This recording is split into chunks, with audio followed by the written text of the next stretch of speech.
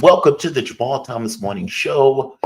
My name is Jamal Thomas. I am your esteemed host, and I'm happy to be your host this morning for another episode of life, liberty, pursuit of democracy, and all those good things that we are often told that we are engaged in. I am happy that you're joining me, like I told you, or I tell you every morning. You could be anywhere this morning, so I'm always happy and satisfied and enamored that you're with me. And we're going to continue with another good show for today. We're going to have Patrick Henningson. He is going to join me first thing this morning at 7:15. We also have Garland Nixon, the one and only, the man himself. And to close the show out, there we are. To close the show out, we're going to have Michael Maloof. He is Secretary of, he was in Defense Department in the United States government. And so when things go on, Michael Maloof tends to have a certain point of view that we who are only kind of looking at this stuff from below don't necessarily have. So I'm always appreciative that he can join me on these episodes. A few somewhat big news. So there's still this drive for TikTok. Seemingly it's going to cease operations on January 19th. TikTok is not going to allow itself to be sold. And you can understand how significant this is. I mean, TikTok has more users than Twitter. I mean, we're talking about like 700 million users or something to that effect. Twice the population of the United States uses that application. So the idea that they're going to somehow get rid of it and not have consequences. Well, the question is, what are those consequences? It sounds like there is another application, another Chinese application that people may be going to. That's what it sounds like. Now, 1 second, I'm sorry. Just want to check something. Yeah, okay. Yeah, it sounds like there's another app, a Chinese app that people may actually be going to. So you've gotten rid of TikTok with this idea that we don't like some of the things that they say on TikTok, especially when they're critical of Israel, onto another application that seems to be more in the coffers of China. I think it was called Red Door or something to that effect. So any way you look at it, this is a cluster. You know what? The Supreme Court hasn't necessarily ruled in on it yet. Donald Trump had asked them to hold off on it because one of the people that was in Donald Trump's camp, Kelly Ann Conlon, if you remember, she ended up being a spokesperson for TikTok. She was a lobbyist for TikTok. And, you know, part of the reason that they made her a lobbyist is because she had to end with Donald Trump. Donald Trump was going to be president of the US. Donald Trump turns around and says, hey, hold off on getting rid of TikTok for me. We will see if the Supreme Court listens to that. But anyway you look at it, this is clearly an end run around the First Amendment. People, Americans, given their First Amendment rights, come to a consensus on what Israel is doing, that it's a genocide. Congress members don't like the fact that they came to that consensus and decided to get rid of the application that allowed those Americans to discuss the fact that a genocide was being committed and that the US government was helping and assisting that genocide. Just astonishingly outrageous. And so their decision is not to deal with the genocide. No, it's to deal with the fact that Americans are talking about the genocide and to get rid of the applications that they are talking about it on. There is something problematic with this, and it's not the Americans who are mentioning and talking about the genocide. It's the people who are trying to eliminate the application to which they are talking about the genocide on. I hope there are massive political consequences for each and every person that made that vote to get rid of TikTok. Lord knows, I hope there are. If Americans are paying attention, to any degree, paying attention, there should be political consequences for these people that are willing to do something like this. Just outright astonishing. The other thing has to do with the LA fires. Now, I've been looking for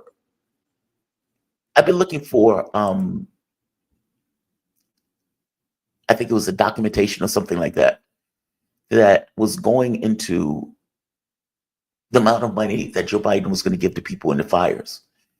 And I don't know what that number is. It's less than 1,000 if the information was correct. But again, we have the same situation where people, Americans, end up in these horrible situations, and the government comes into play, and it's so inadequate. I don't know another word for it.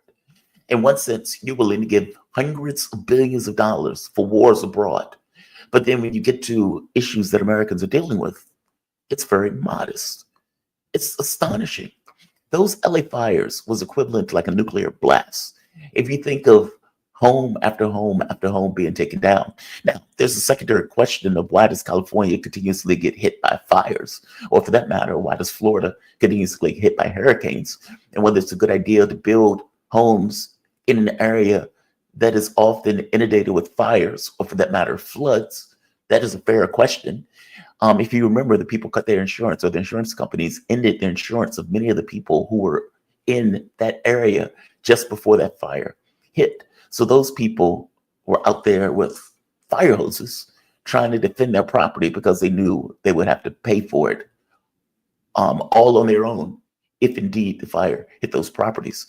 Now, many of those properties were in very expensive areas. So you had like $1 million properties just being taken down by fires.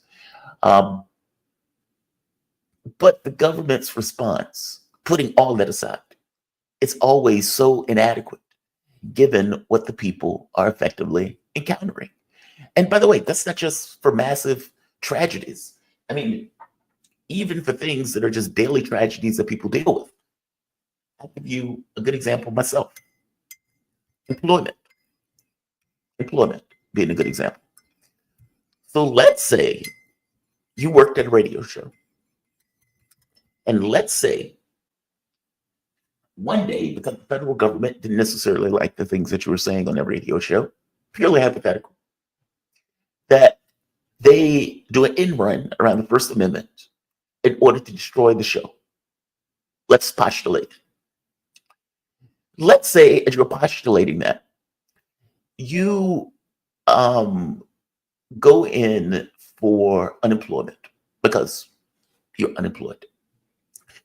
And as you go in for unemployment, you tell them, look, I'm still looking for a position. I'm going to be looking for another radio position, but I'm also doing the channel. Oh, are you? You're doing the channel? Yes, I'm doing the channel. Okay, so we need you to give everything about your life in order to apply for resources. All right. Now, the only amount that they're talking about is like $400 at the high end. So if you were making, let's say, $500,000 a year, you might get about $400 a week in order to deal with your life. I'm being serious. Now, let's say that you may be eligible for Social Security because you have a medical illness, you have a disease or a medical disability. All right. Now, the moment that you tell them, hey, I'm doing a channel, whether it's for unemployment or whether it's for Social Security, the first thing they're going to say is, well, you're not really disabled if you have the capability of doing a YouTube channel. And if you make more than $1,500 a month, you are not eligible for any level of assistance. Now, the first question would be like, wait a minute, $1,500 a month? So if somebody had, I don't know, pick any random disease or illness, and they just so happen to make a YouTube channel about that illness. Let's say you had multiple sclerosis and you made a YouTube channel about multiple sclerosis. And a few people came where you made $1,500 and 1 penny a month. Social Security would say you are no longer eligible to receive Social Security because despite the fact that you have multiple sclerosis, you still have the ability to work because, you know, you could do a YouTube channel and make $1,500 and 1 cent a month.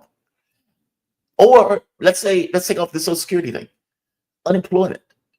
And they would say, well, I know you made $500,000 a year, but you are eligible for $400 a week for Social Security.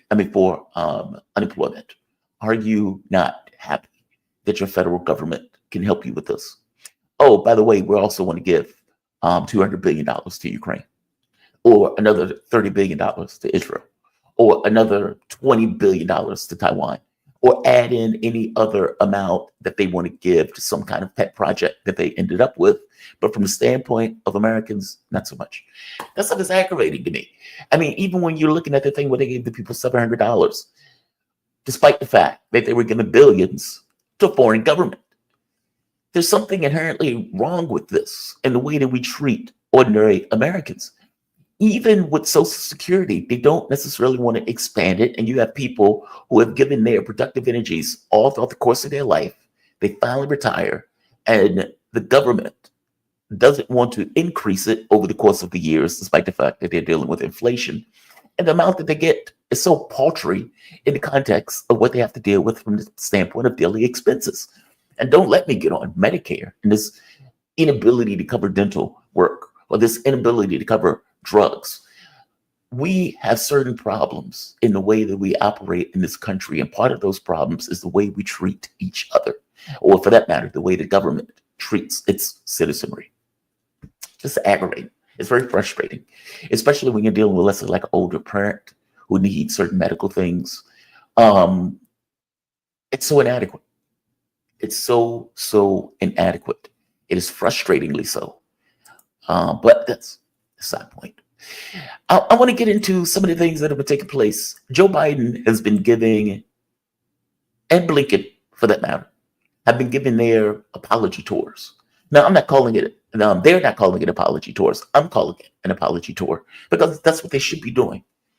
The news came out yesterday that Donald Trump was forcing Netanyahu to accept a deal in Gaza.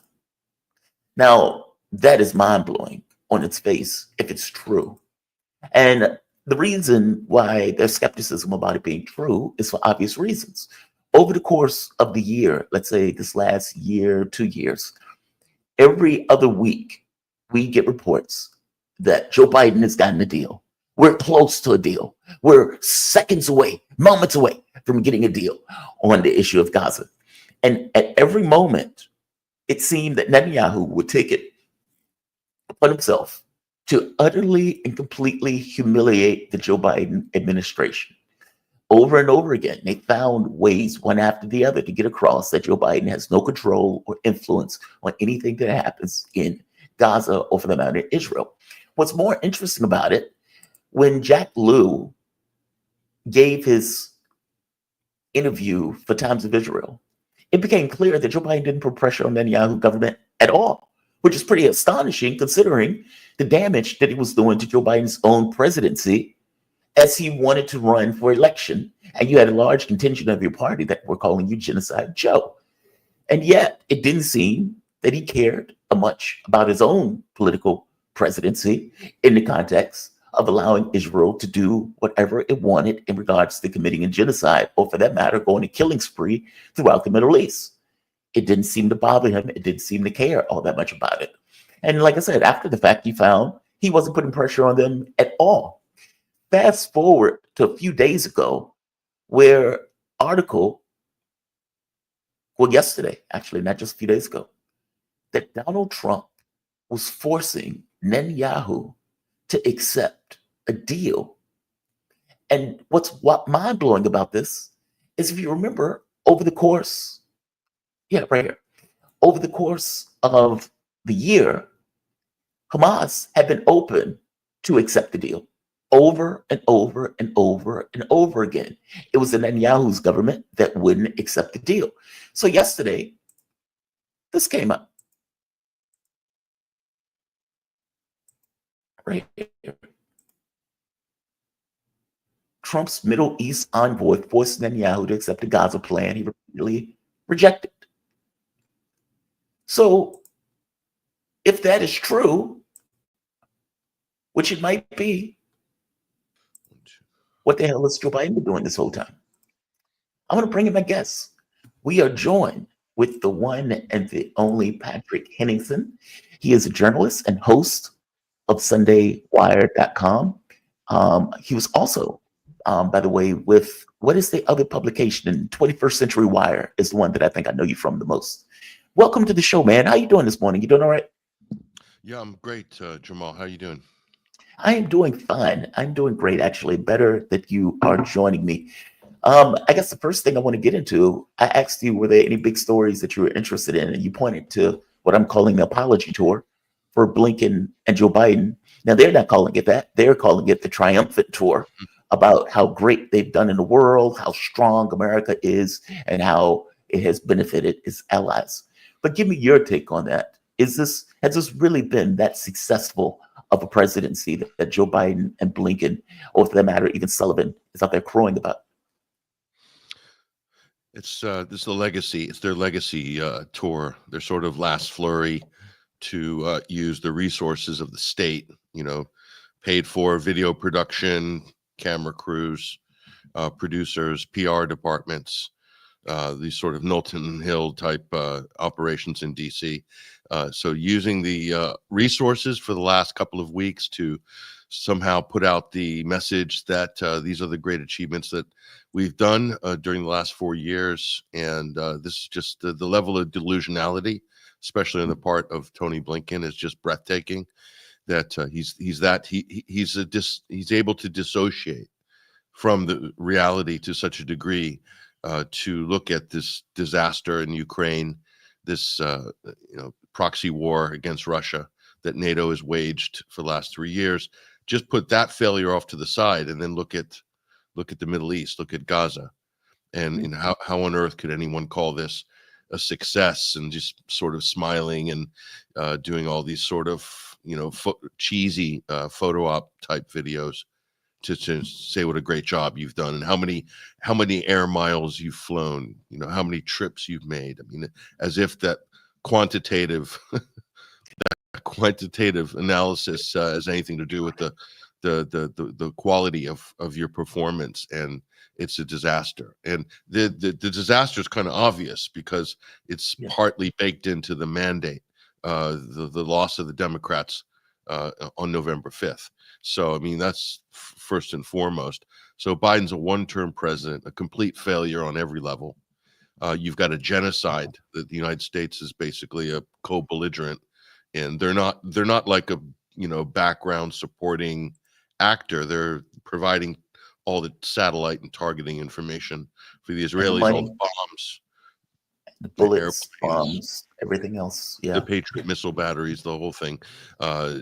So the British also are somewhat involved to a much lesser degree, as are the Germans. But the United States is the partner in the war, and Tony Blinken is the point man. His job was to prevent any negotiated settlement, to prevent any ceasefire.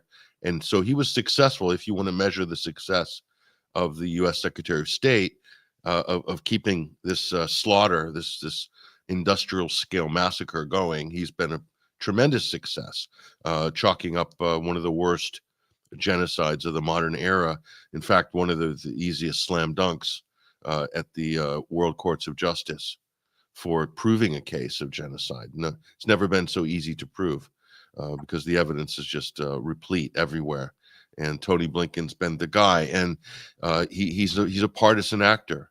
He went and introduced himself just a few days after all of this kicked off on October 7th. He arrives in Tel Aviv and says, "I'm Tony Blinken, and as a Jew, I'm here in Israel with Netanyahu, and is not as I'm an American and I'm from the United States." So, but we see a lot of this is America's appointing envoys, appointing ambassadors to countries that somewhat match, the host country. And in the case of Blinken, he is an Israeli pick. And if you look at Trump's cabinet, just to change the subject slightly, most of Trump's anything to do with foreign policy are completely over the top pro-Israel. And in some cases, like Pete Hegseth, the nominee for defense secretary, he's a religious fanatic. He's a Third Temple, dispensationalist, Christian Zionist. I mean, these are really religious fanatics. So, how much input did Netanyahu's government have via Jared Kushner and Howard Lutnick in the picking of all these cabinet people to make sure that the UN ambassador to the United States, like Stefanik, is a rabid Zionist, and to make sure that Pete Hegseth is in there. No qualifications to run the Mhm. Pentagon, other than he was a weekend Fox News host, and maybe has a reservist resume in the U.S. military. It's kind of ridiculous.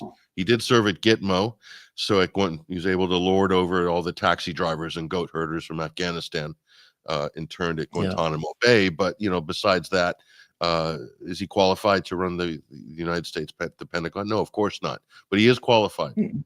from an Israeli point of view, and that's all that matters. Because if you think about it, who really runs U.S. foreign policy as far as the Middle East goes?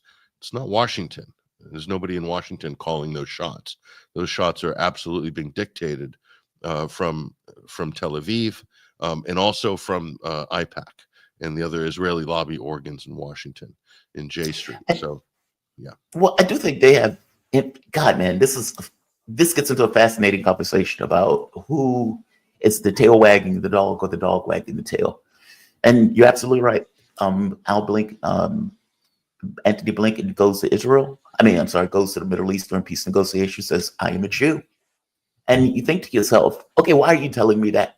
Like, why is that so relevant in the thing that you decided to tell me when you're coming here for these kind of negotiations?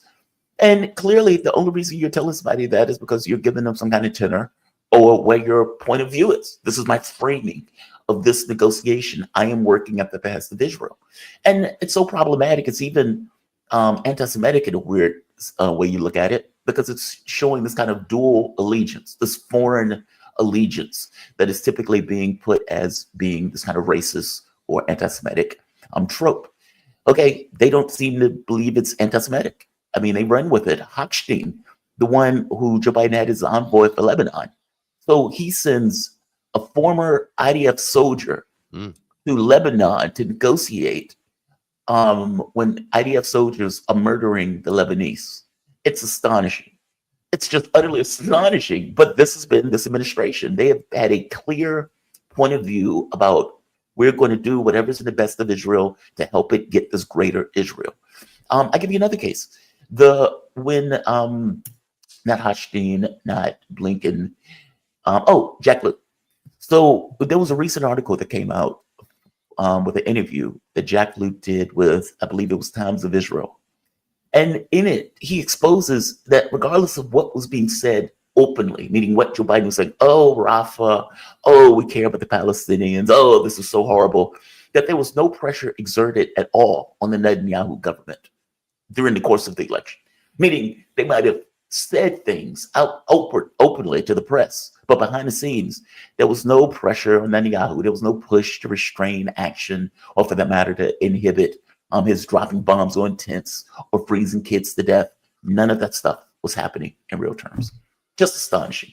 And then you get this article that comes out yesterday, and I want to get your take on this too, that Donald Trump, Middle East envoy, forced Netanyahu to accept a Gaza deal that he repeatedly rejected. And it goes into this thing of effectively that the envoy goes and strong arms Netanyahu on this. And when I say strong arm, I mean Netanyahu is like, yeah, I'm away for the Sabbath. And the envoy is like, I don't care what you're doing. You're going to get yourself here because we're going to come to some kind of agreement. And effectively put pressure to say, we're closing this chapter. This is going to get resolved. Full stop. Now, this still has to go to, whatever kind of mechanism that they have. I don't know if it goes to the Knesset, but at the very least, it's going to have to go through the defense apparatus that they've created to regard these deals. Give me your take on this, though. I mean, there's the saying that it took Nixon to go to China. Does it take Trump to resolve the issue in Gaza? Because honestly, I don't get the sense that Trump would allow himself to be humiliated in the way that Joe Biden was humiliated. But give me your take on this. What are your thoughts?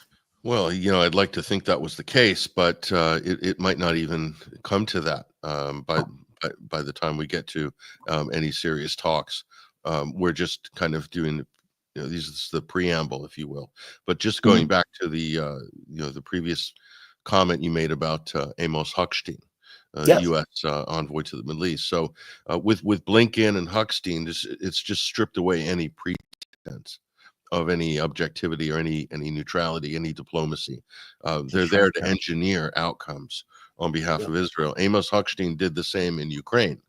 He was deeply involved, by the way, in the Biden family corruption schemes with Naftogaz, the reverse gas scheme, all this stuff linked to Burisma Holdings, where Hunter Biden was serving on the board. That's all very well documented. And it's my understanding, based on reports, including reports that we've seen in the Ukrainian media and Ukrainian investigations, that Amos Hochstein has personally profited handsomely, in fact, from his role there. As he's Biden's energy advisor, you have to remember. And so he's also running foreign policy in the Middle East. He wasn't just the envoy to Lebanon. He was there to basically engineer the entire scope of U.S. Policy, of energy policy, of all the economic leveraging and strong arming of governments there and deal making. And he ended up getting what they want in the end. They toppled Syria. They gave away the Golan Heights to Israel, and they put a U.S. puppet in as head of the Lebanese government for the time being. So we'll see how that works out in the short term. Wait, one second. I've screwed something up. One word. Oh, there we are. I'm sorry. I hit something by accident. Please continue. I apologize for that. Sure. And so now we're here to these ceasefire negotiations. And I really don't believe, I mean, that I saw that story that they calling Netanyahu, but he's saying, oh no, we're busy. It's Shabbat. You know, we can't turn on any electronic devices. Right. We're Right. observing the Shabbat. Ridiculous. That I think a lot of this is public relations. It's there to give the image that Trump is coming in with the upper hand. And this is what the Trump administration require. They don't want to be looking like they're basically toadies to Tel Aviv. So and then what's going to happen is that's a little bit of a concession that Israel has made from a PR point of view, but only temporarily. If you look at the language in this proposed ceasefire agreement, it kind of gives Israel the right to violate the agreement at any time for any reason. Of course, they will. And then they'll blame that on Hamas 100%. And then Washington will come in and say, this is, Hamas has got to pull up their end of the bargain, and the Israelis are acting in good faith. And then they'll give Israel license in this agreement to retroactively cancel it and sort of continue their, quote, war on Hamas. You already see all the reports coming out that admissions that the recruitment of Hamas militants and people joining the group, the resistance, has increased, that they've replaced all of their lost ranks already. So, I mean, that's just basically like a red rag to a bull in terms of like giving the U.S. a justification to give Israel backing to, quote, finish the job, because that's all the pressure is going to be: finish the job, bring the hostages home.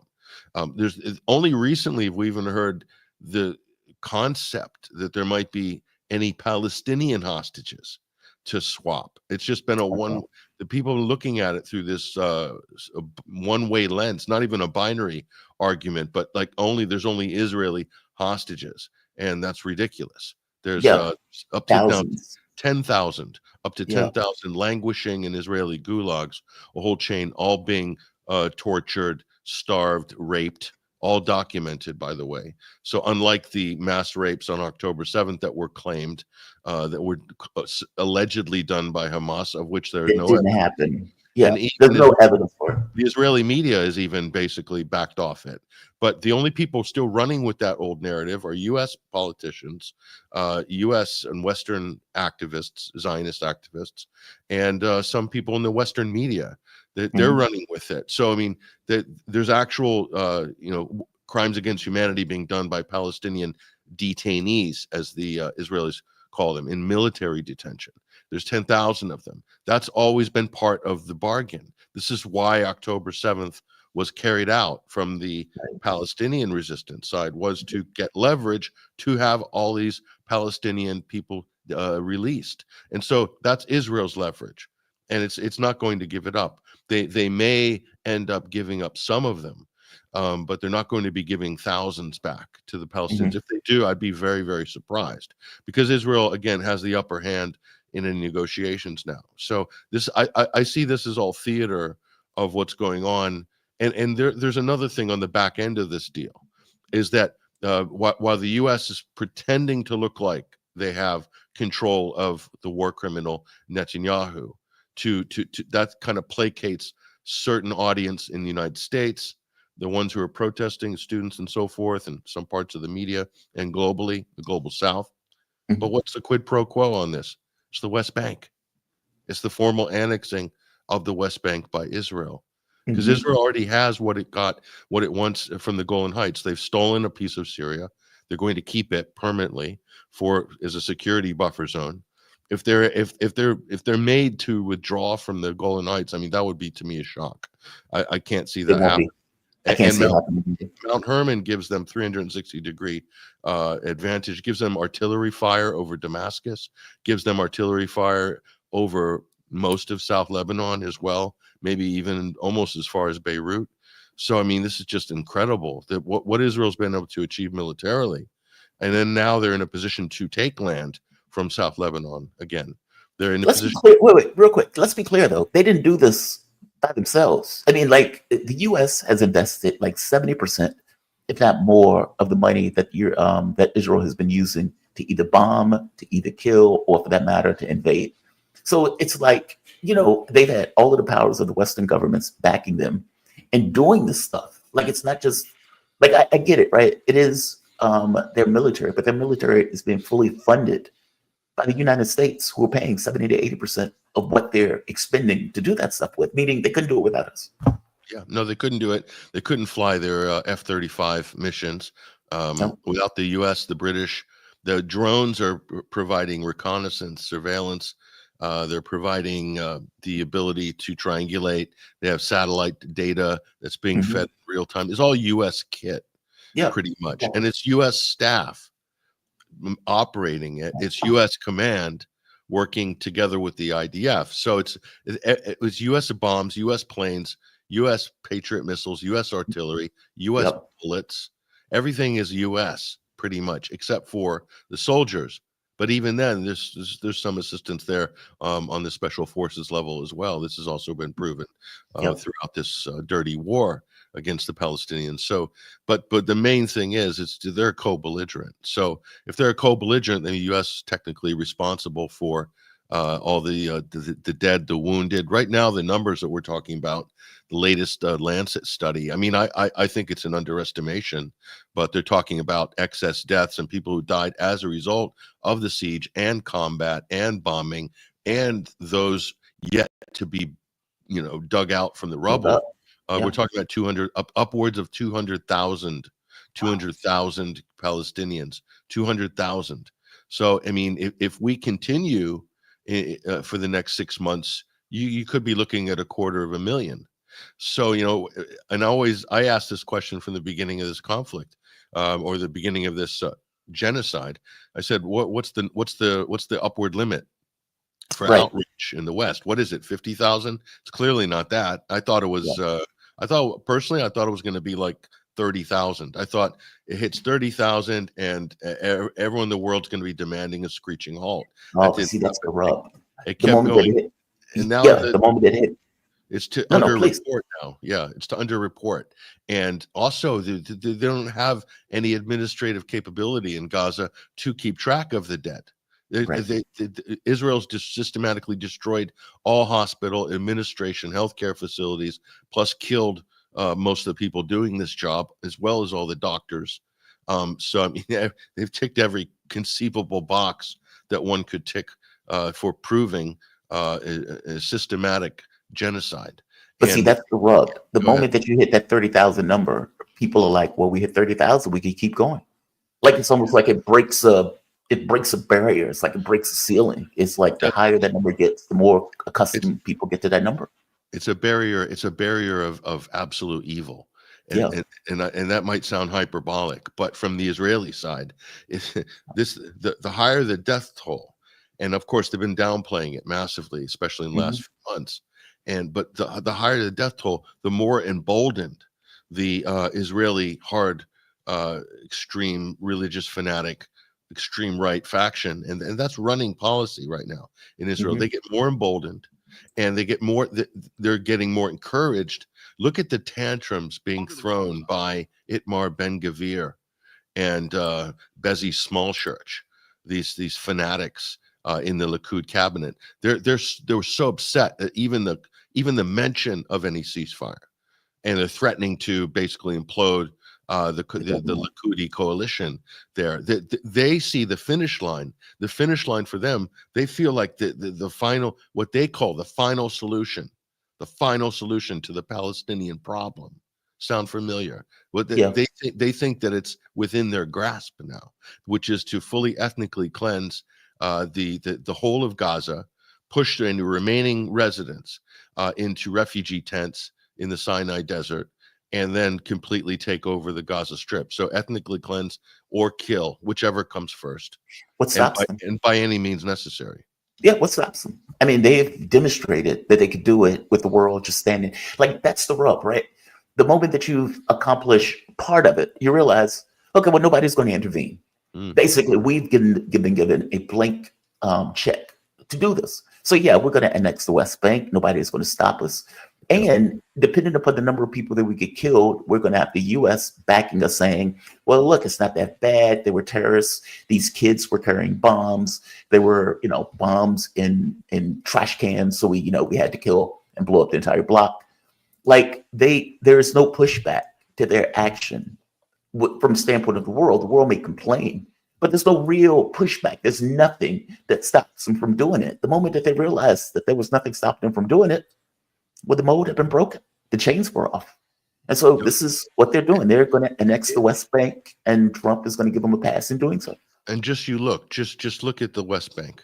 Look at the West Bank. If there's a calamity in the West Bank, and we already saw the beginnings of that in the last 6 months, on a bigger scale. If that becomes a really horrible situation, those residents are going to be pushed. They're going to be pushed into Jordan in the same way that Israel is trying to create refugees, push them into Egypt, into the Sinai Desert. Israel will do the same. That will put tremendous pressure on the Jordanian government. And it's my belief, as well as many others who are looking at this situation closely, that the Jordanian royal family will not survive. They're not going to accept it. I mean, Jordan and Egypt has already said the royal family cannot withstand that level of pressure. It will collapse their government, and so that is also a potential knock-on effect to what we're seeing here is regime change in Jordan, as well regime change in Egypt.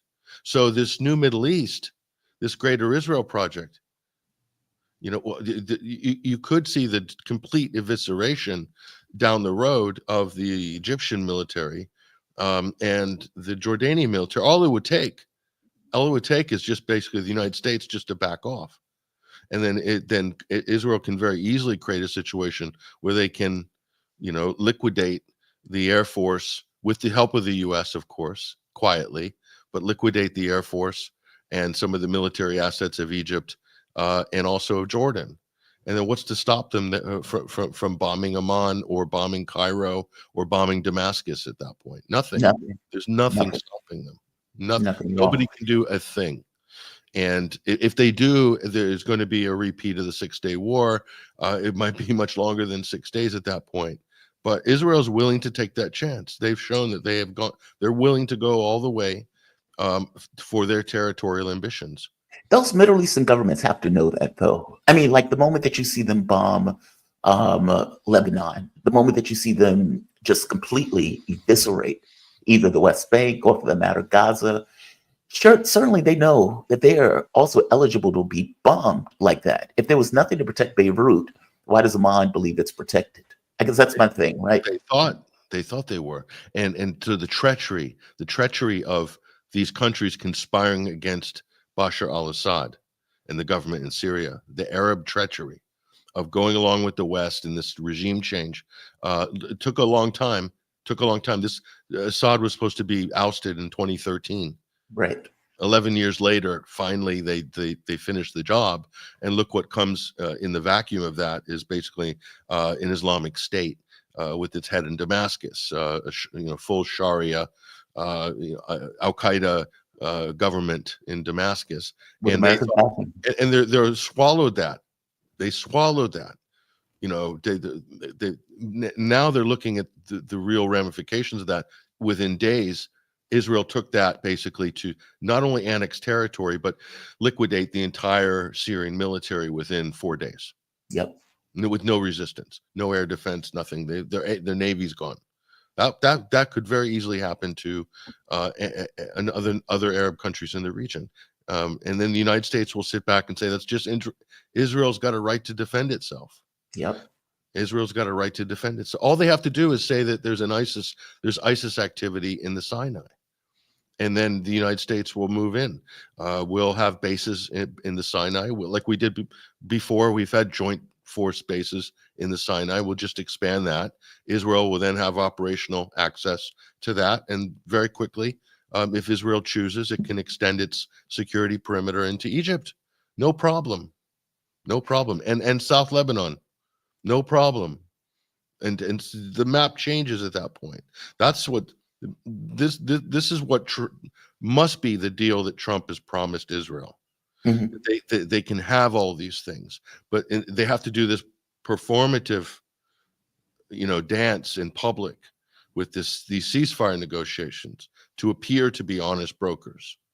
But in reality, Israel has a whole list, a laundry list of things it wants to achieve very, very quickly in the next year or two. And I think so you're going to see maybe some impasse.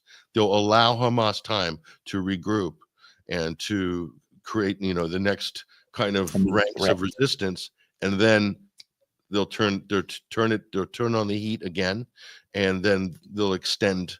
The ISIS will be able to be mobile and on the move. The U.S. and its allies in Israel can direct ISIS to appear, or Al Qaeda to appear wherever they want, and then use that as a pretext. Just to back you up on this is Blinken saying that Hamas has effectively reformed itself.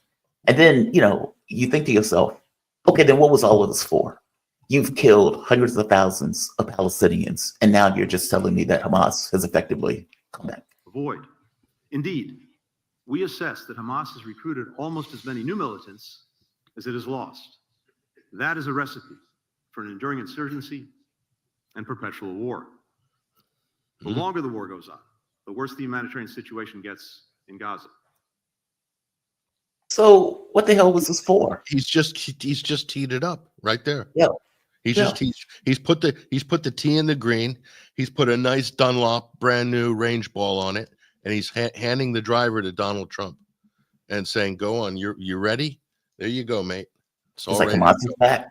You got to get back in there. You got to, Israel has the right to defend itself. Absolutely. That's how I'm reading this, and I'm extremely cynical. Obviously, I always put my money on being skeptical of whatever noises are coming out of Washington. I always bet against it. Always bet against the market. The mainstream market of information. I always bet against it. Well, I'm rarely wrong. I'm right probably 85 to 90% of the time. Well, you're not wrong for thinking that. If you think back to Joe Biden, for example, Joe Biden initially was like, well, they're not going to go into Rafah. We're not going to allow them to go into Rafah. They go into Rafah. There are tanks in Rafah. And what does Joe Biden say? Well, they're not really in the Rafah. It's like, dude, there are tanks literally riding through. Well, the Philadelphia corridor is a red line. Okay, they take that. Meaning everything that Joe Biden said, he allowed. That's the part that blew me away more than anything else. Typically, presidents don't like to be humiliated. They don't like to put themselves in a position where they look weak or they look out of it. Joe Biden had allowed himself over and over and over again to just look horrendous. And then it became very clear, okay, well, there's no restraint on this.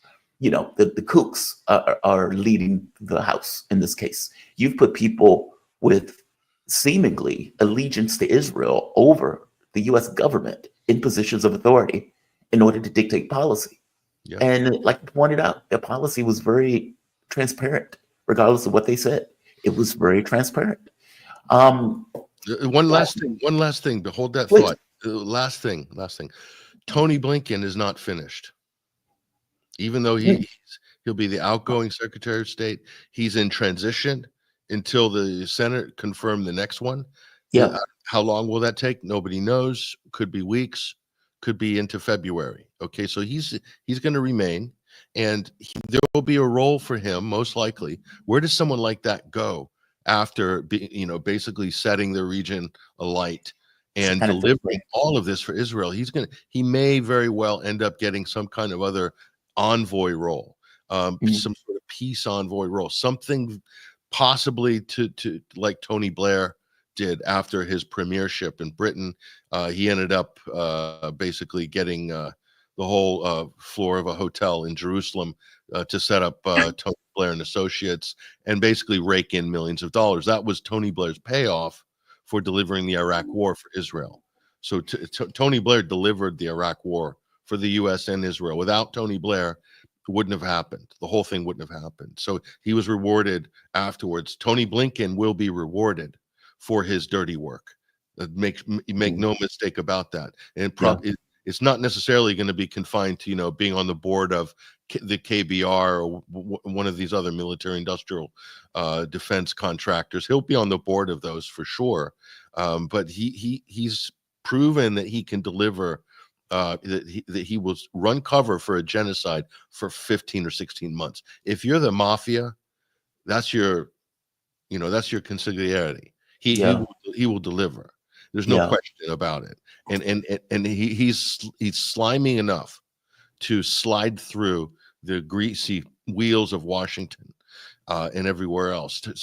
Tony Blinken will be assigned something.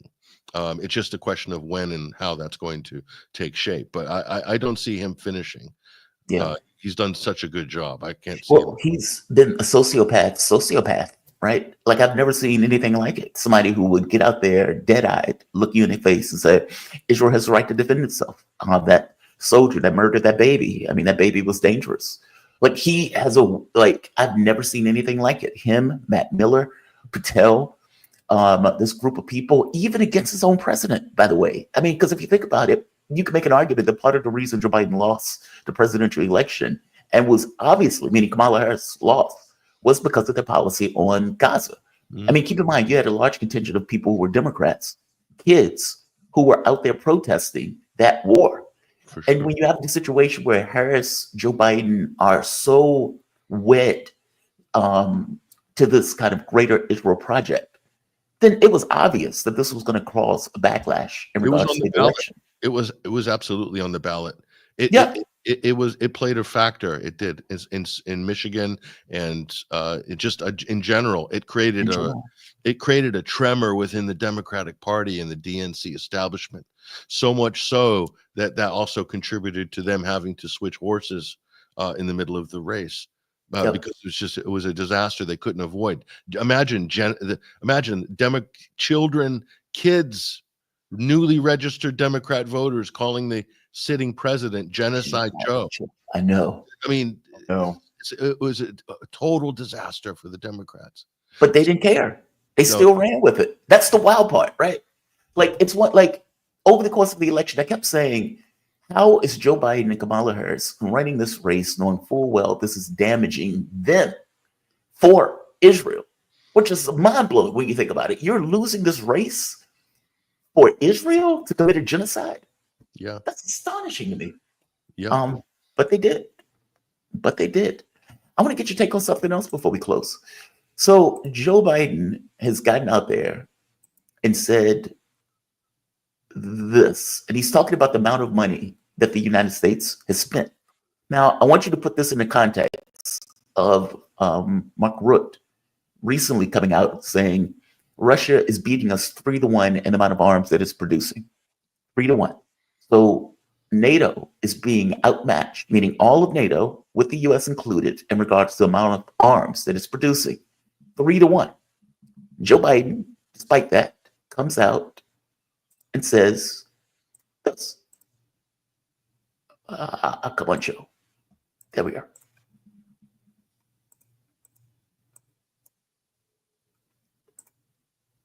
If I can.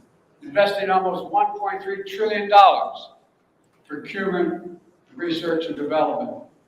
In real dollars, that's more than America did in any 4-year period during the Cold War. We have put in $1.3 trillion more than what we've put in any 4 years of the Cold War, and yet Ukraine just got its ass kicked. Mm. Like, how do they justify that? Some people are saying that this is effectively the end of NATO, because the one major challenge that NATO failed at, which was effectively to get Ukraine to be a part of NATO.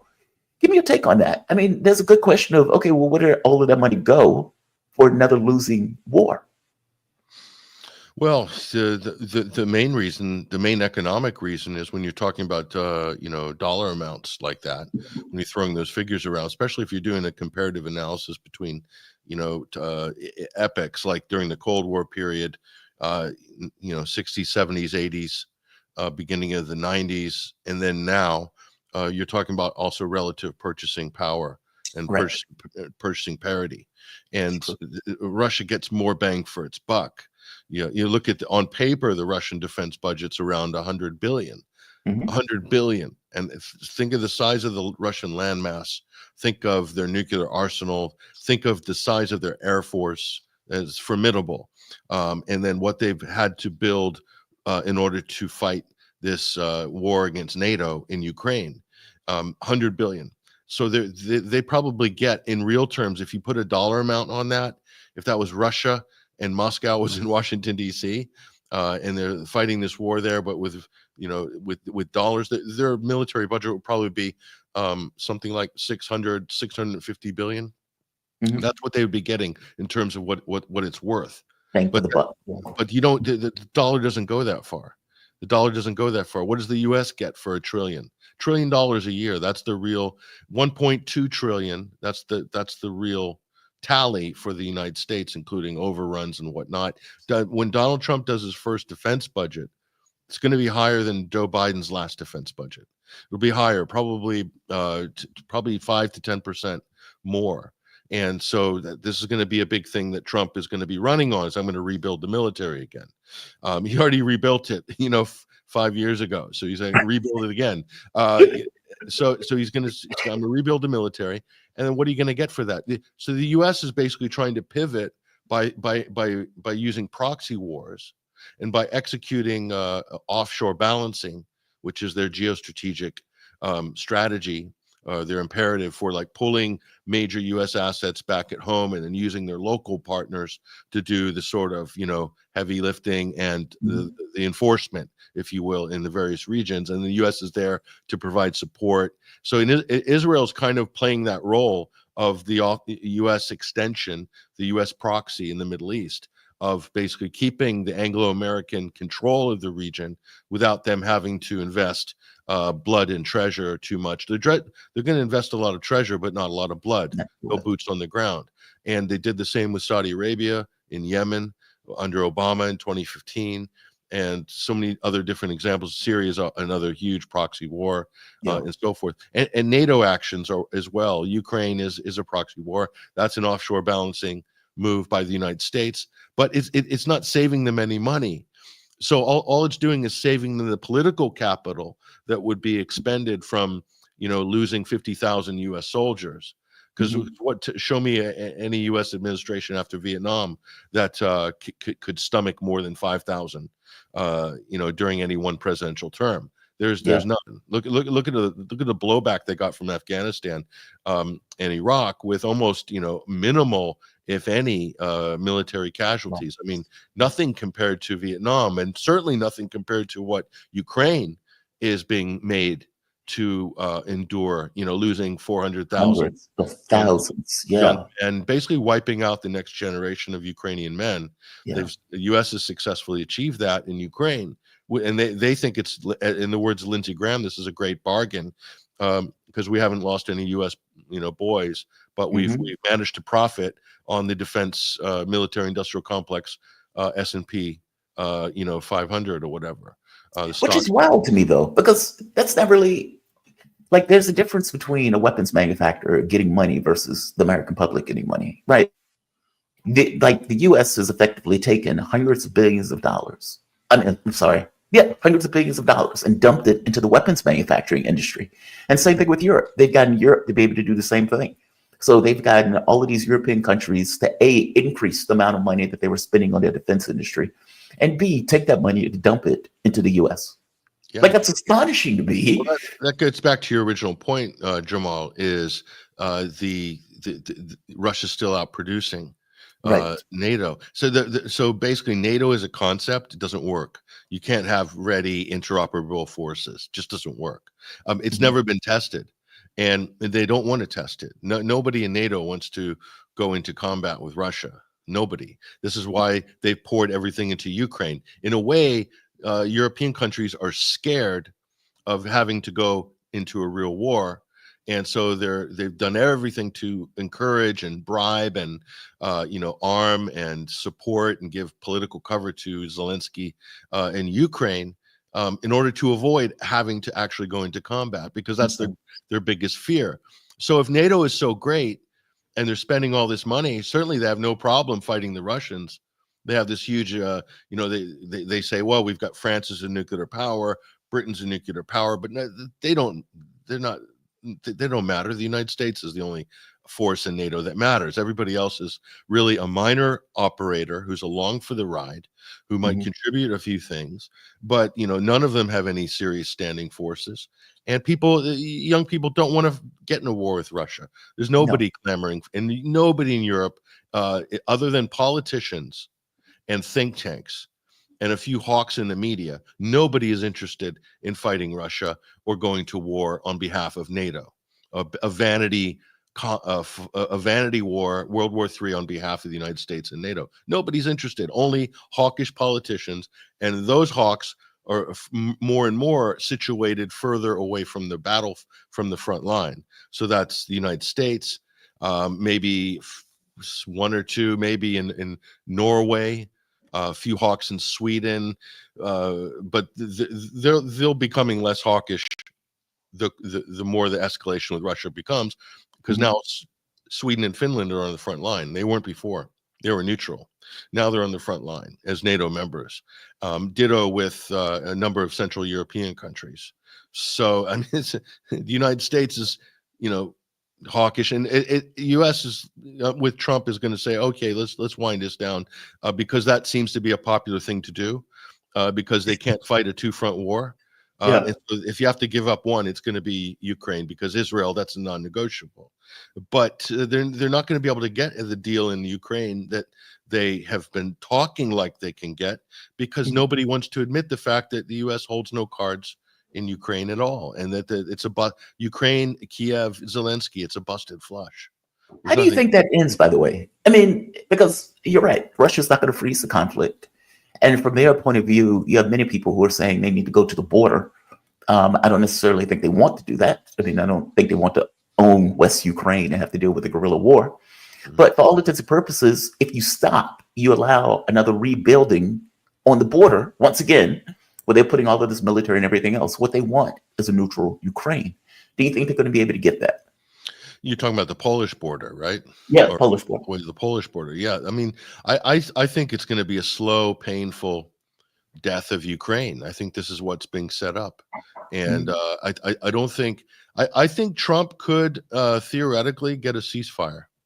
He could, but then you're into a similar situation as with Gaza and Israel, with Palestinian resistance in Israel, is that the U.S. is backing Kiev, just like the U.S. is backing Netanyahu.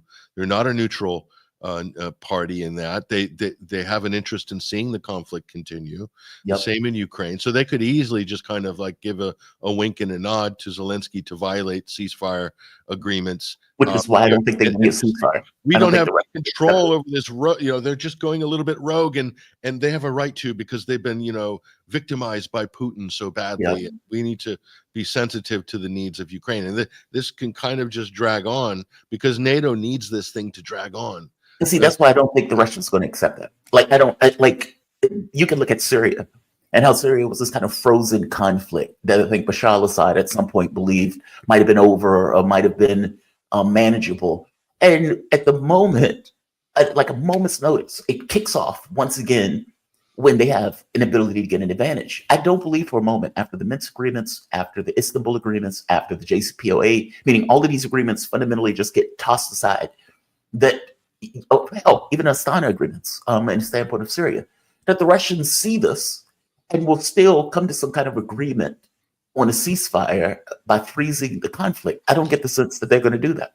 They could temporarily freeze. They could do, but in terms of any long-term lasting negotiated settlement, that can't happen until there's elections in Ukraine, new Right. elections. So there's no incentive for Zelensky to hold those elections. So, but there's incentive to do a whole bunch of things to delay those elections, i.e., keep sort of instability and hostilities going. And then we're into late 20. So right now, in terms of Ukrainian elections, earliest possible date right now would be September 2025. Earliest possible date. More likely. Exactly. They were talking about June. Why do you think they're going to push so far up? I don't see it happening in June. It's just too quick. The only way it would happen in June is if there's a coup. And that if there's a coup in Kiev, it will have to be backed by the United States. So they'll make a coup and they'll put in the person they want, which will either be Valery Zaluzhny, who is the Ukrainian former head of the armed forces, head of the he's a Ukrainian ambassador in London right now, or Alexei Arestovich, who's in the United States. So if who has the final call on that? Britain does. Britain has the final call on that. Of who that's going to be. I think Britain has the final call. Within the NATO rubric, it's more in, you know, because Britain provides the security detail for Zelensky. They have so much control over the center of power in Kiev. Plus, British intelligence is right up in there as well. So and it would have to be somebody accepted by the Ukrainian military. Overwhelmingly, that's Valery Zaluzhny. But I think a better candidate for the U.S. would be Arestovich, because Arestovich wants to see a neutral Ukraine, not a member of NATO, and is willing to deal with the West and Moscow simultaneously. So that's better for Washington. Britain is much more extreme. They're much more extreme and much more strident against Russia. And so they don't want to be seen to lose to Russia. America could very easily wash its hands of this, you know, pull back, militarize the whole of Poland and Scandinavia and call it a win, basically. Well, Trump would say this is Joe Biden's war, meaning that's Trump's out. This is not my war. This is Joe Biden's war. This is Joe Biden's project. Yeah, he's got that advantage. He can just pawn off the failures on Biden and build on some new successes. So all that stuff we're talking about here, Jamal, it's just not. I can't see that happening by June, unless there's a coup, and that'll have to be an engineered coup, and it'll have to be Western engineered, and then we could see snap elections in the summer, and then we can see the Russians coming for a real negotiation at that point. One last question before I let you go: how does NATO leave a loss like this intact? Because I've had plenty of people who come on the show who was like, this is the end of NATO. Like you can't have a military organization that you've built up over the course of 30, 50 years, and then it gets into a major conflict and loses. Like the first major conflict against the thing that it was set up to fight. In fact, it was set up to fight the Soviet Union, a much bigger entity than what Russia is today. And so if it couldn't handle Russia, which is a much smaller entity than the Soviet Union, it would have gotten crushed by the Soviet Union if you think about the military size of the Soviet Union. Like, how does NATO limp out of this intact, or does it?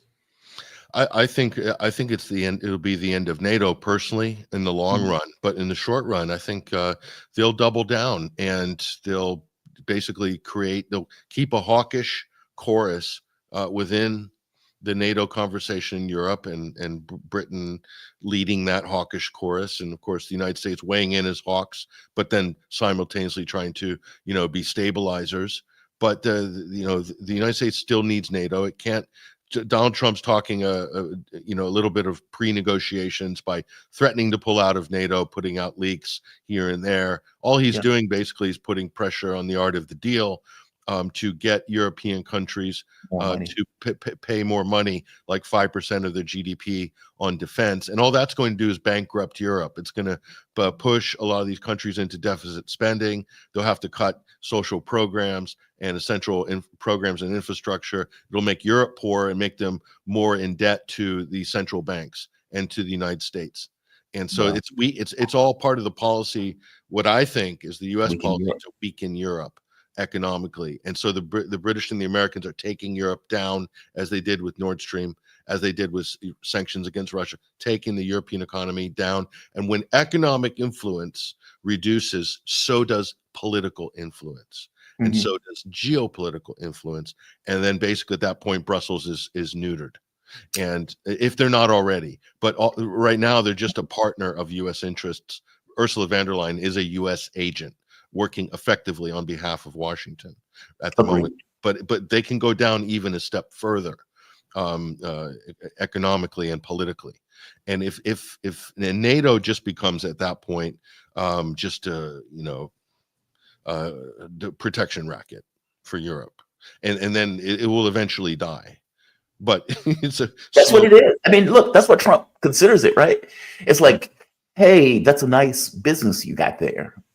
Maybe you need some, protection for that business. Yeah. Like the moment they say, I need you to put it in 2%. And then he goes and says, now I need you to put 5%. It's Tony Yeah. Soprano. Hey, you don't buy your oil from the Russians over there. You're gonna buy your gas from us, and And we've 5 got times the markup, as no well. less. Don't worry, we'll take care of the Russians for you. Just spend the money with. You don't have the money, we'll lend you the money. We'll lend you the money, and you can buy it with our money, and then pay us back with our money. It's so outrageous. It's exactly so like weird. that. It's the mafia. That's what it feels like. That's what it comes across What as. it is. It's Patrick, absolutely- man, thank you for this. I really appreciate this conversation. Patrick Henningson, he's geopolitical analyst, journalist, and host of SundayWire.com. You can also find his reporting on 21st Century Wire. Man, much appreciated, man. Thank you for this. Take care, Jamal. You too. Have a good one. All right. And he is right. It is a protection right. When you get the US president goes to Europe and says, hey, you're going to buy my gas. You're going to buy gas from us, not the Russians. And you're going to pay us 5 times more than what you were paying the Russians for it. Oh, and by the way, you're also now going to pay 5% for NATO. If you want us to be involved, if you want protection from the Russians who we've agitated, who has a 1 million man military now, you are going to buy protection from us. And it's now going to be at 5%. And you question, okay, well, why does the US care so much about Europe investing 5% into NATO? They care because what they call defense is effectively buying weapons, arms, and who are they going to get them from? 70% or more are going to come from us. So not only are you going to pay a markup for the energy that, by the way, we got you to pass those sanctions in order to cut yourself off from Russian energy. So thanks for that. Now you're going to pay us 5 times more. And on top of paying us 5 times more, you're also going to buy 5% increase in the amount that you're putting into NATO, which, again, thank you for the money, which is going to come into the weapons that you're effectively buying from us. You can see it's somewhat of a pattern here, right? That there's money flowing out of Europe into the United States. And you can imagine that a president knows that, which is the reason why he's telling them, you're going to buy your oil from us, or your gas from us, your energy from us, and you're going to buy your weapons from us. Full stop. It's a racket. It's a racket. And it does put you in the mind of a Tony Soprano type move that Donald Trump is going with. And, you would think that European leaders would know that. Like in the same way that we're using Ukraine as this kind of tip of the spear to go after the Russians, Europe will be used in the same fashion. They're no better in our way of looking at those things. Europe has been getting financially devalued, and we've been reaping the benefits of it. I mean, it was last year, I believe, where Stoltenberg came out and said Europe is a garden. Okay, fair enough. How do you think you got that garden?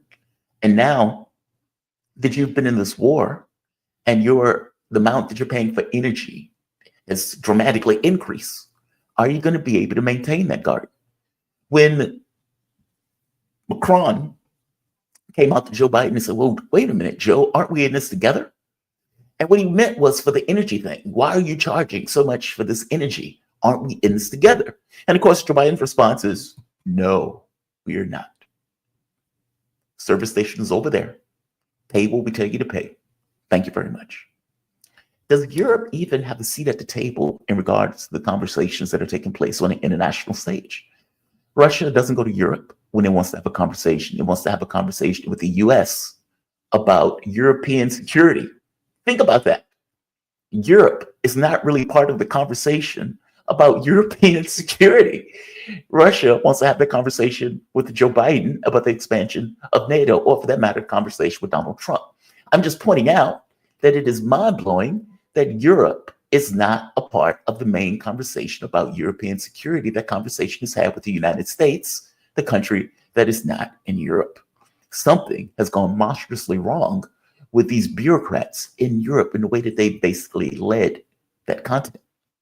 It's just wild, just utterly wild. One of the other things that are taking place, Garland Nixon is going to be coming up in a moment. Always love talking to Garland. And look, as I think has been clear, that people have been very cautious about accepting this idea that Donald Trump is coming in and is somehow going to force Netanyahu to the peace table. When you look at the deal, it does make it clear that Netanyahu can reinvigorate or restart that war anytime he wants. And you can imagine that the US, who's been transparently biased and completely obsequious to the will of Netanyahu as he prosecuted this genocide, you can imagine that the Trump administration is going to look and say, hey, they shot that baby, but I think that baby was carrying a 9mm. And so, that troop had the right to defend itself when he murdered that baby. They're going to say stuff like that. Or that valiant soldier killed that 8-year-old as that 8-year-old was running away from a drone. They're going to say stuff like this, and they're going to say it with a straight face. And so there is a huge amount of skepticism about this idea that Trump is pushing Netanyahu into a deal. By the same token, Trump did say he wanted to end wars, not start them. So, but let's go to my guests. We are joined, the man of the hour, Garland Nixon. Garland Nixon is a political analyst.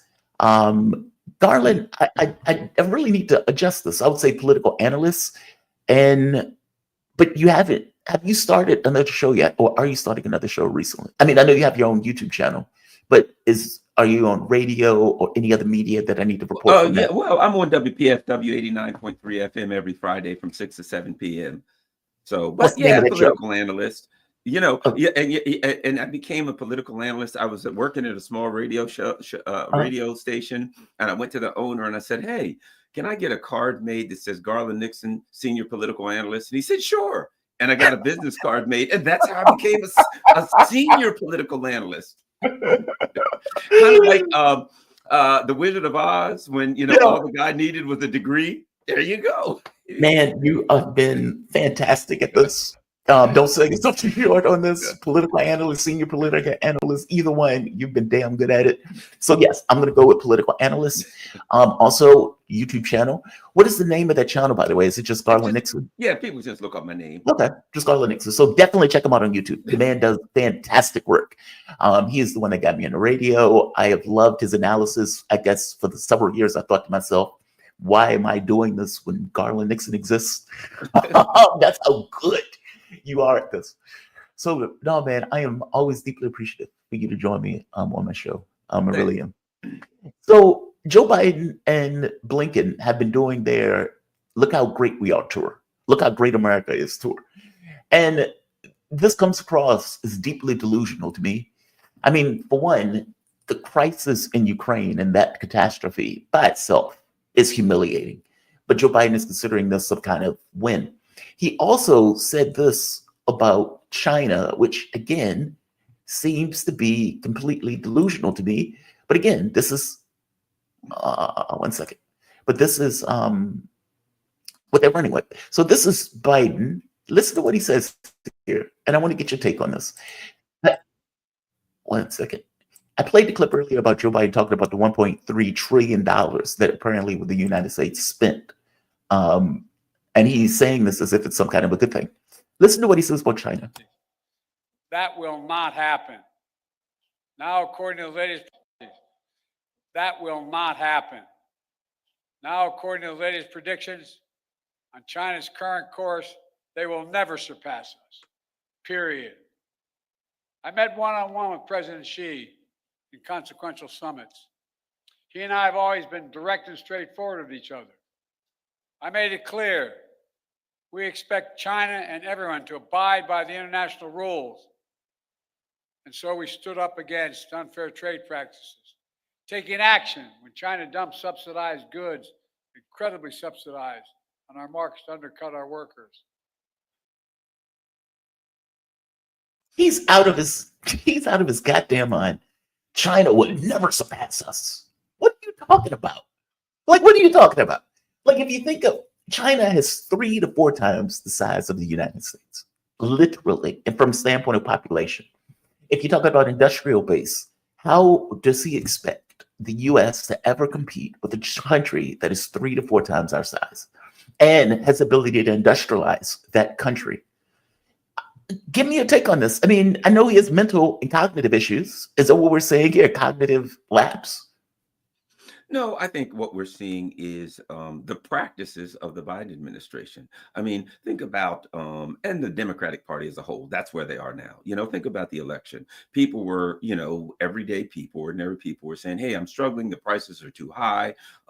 Prices have gone up and my salaries haven't gone up commensurate with the prices. So times are difficult. What are you going to do?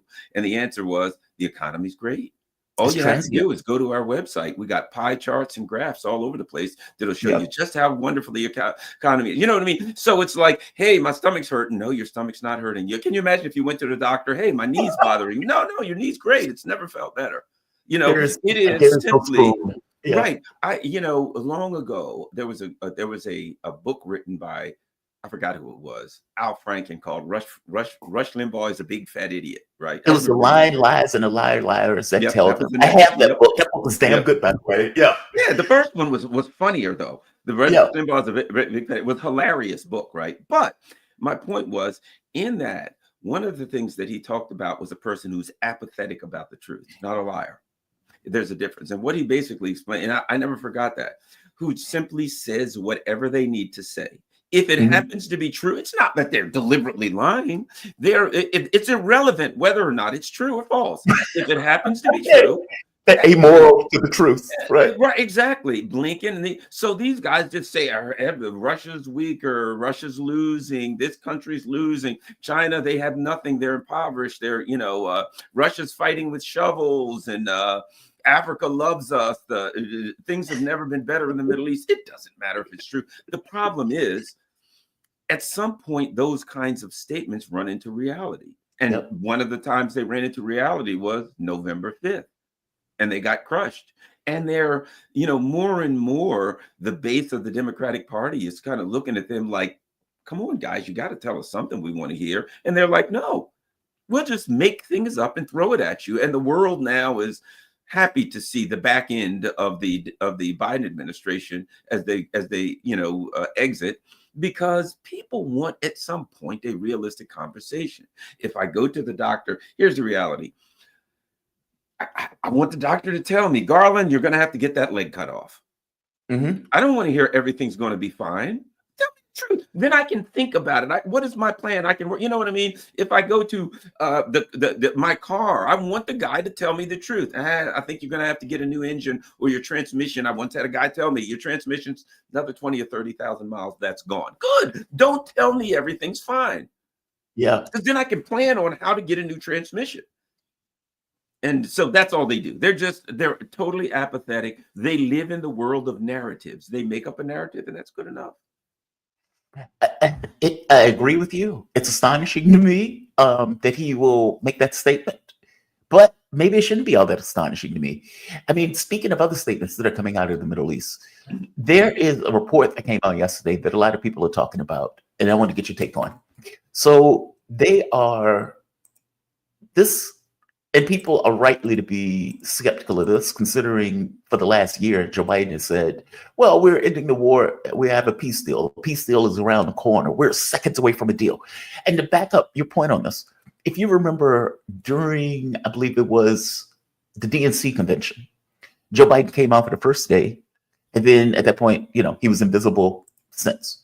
But when he came out the first day, the expectation was that they sent Blinken to the Middle East because they wanted to get a deal just before the inauguration, even if the deal was going to fall apart immediately after. They wanted to be able to say, see, we finally got you a deal. We've been working tirelessly for this deal, and we finally got you a deal. Because they wanted to make it look good for when Kamala Harris was effectively doing her nomination, to make it look like the Biden administration was doing something. Because what they knew was that a large contingent of their base hated the fact that they were backing a genocide.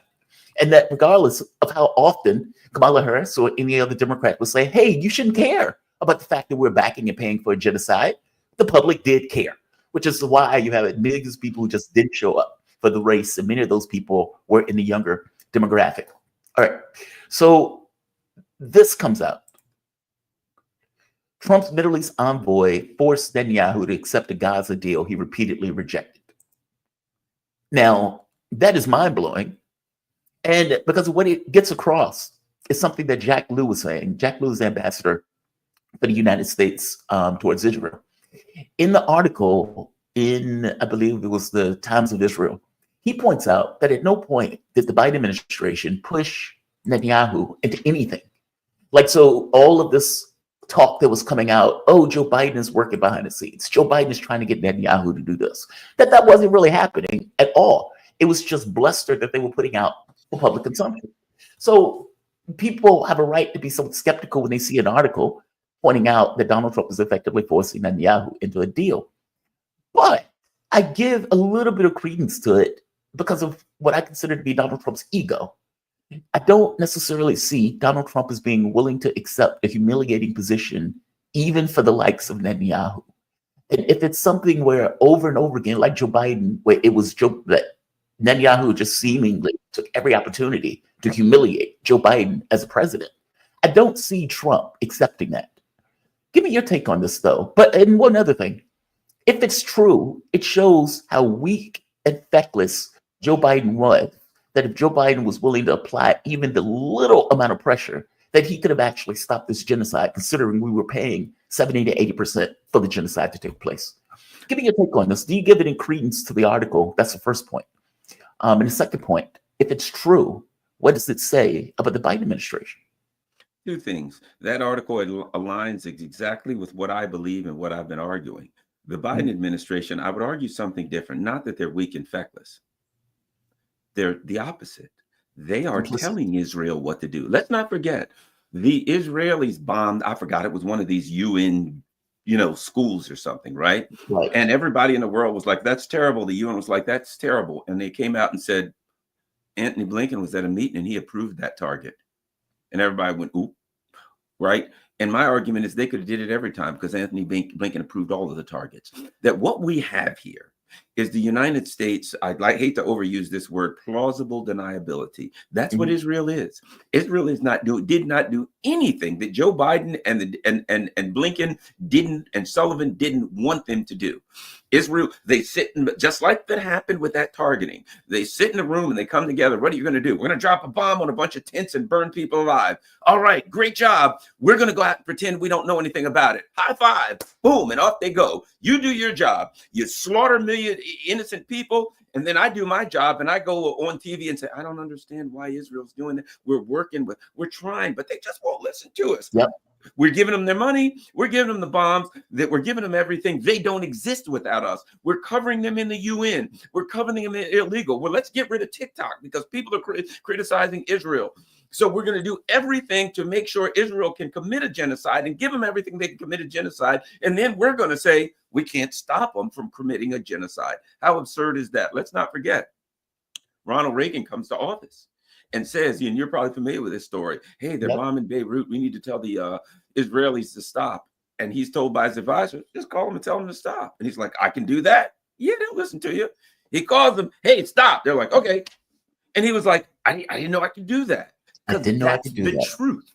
You can always do that. They will do what they're told to do. It would be like me saying, my hand here, it's doing terrible things. It's punching people. It's choking people. But for some reason, I won't listen. I try to reason with it. It won't listen. It's my hand.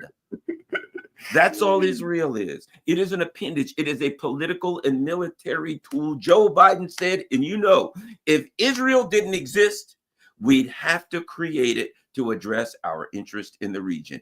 It is a tool to address and they've lied all along. And the second Donald Trump came in, he did what Reagan did. Hey, cut it out. And Israel like, oh crap, okay. Yeah, I don't want you to do that. Well, if you don't want us to do it, you kind of run the country. We can't do it. Joe Biden's like, and it puts a lie to all this argument. We're working with the Israelis to do this. You don't need to work with them. I don't need to work with my hand. I just need to stop it from punching people because it's my hand. And so now what's going to be interesting too is going into the Trump administration, the Democrats are in a difficult position. Because what are they going to say? Everything, because they've been reflexively opposed to anything that Donald Trump does, right? So Donald Trump says, oh, I kind of want to end the genocide. What are the Democrats going to do? No, don't end the genocide. If he says, hey, you know, I kind of want to end this war. Oh, my God, we got to stop him. It's a terrible dictator, evil thing to do to stop the Ukraine. Now, what are the Democrats really going to? I mean, to me, here are their options. They can oppose Donald Trump reflexively, everything he does, which means opposing his attempt to stop the genocide or opposing his attempt to stop the Ukraine war, which means now they're just the party of John Bolton. And, you know, their base doesn't want it to happen. So they're going to push back against their base.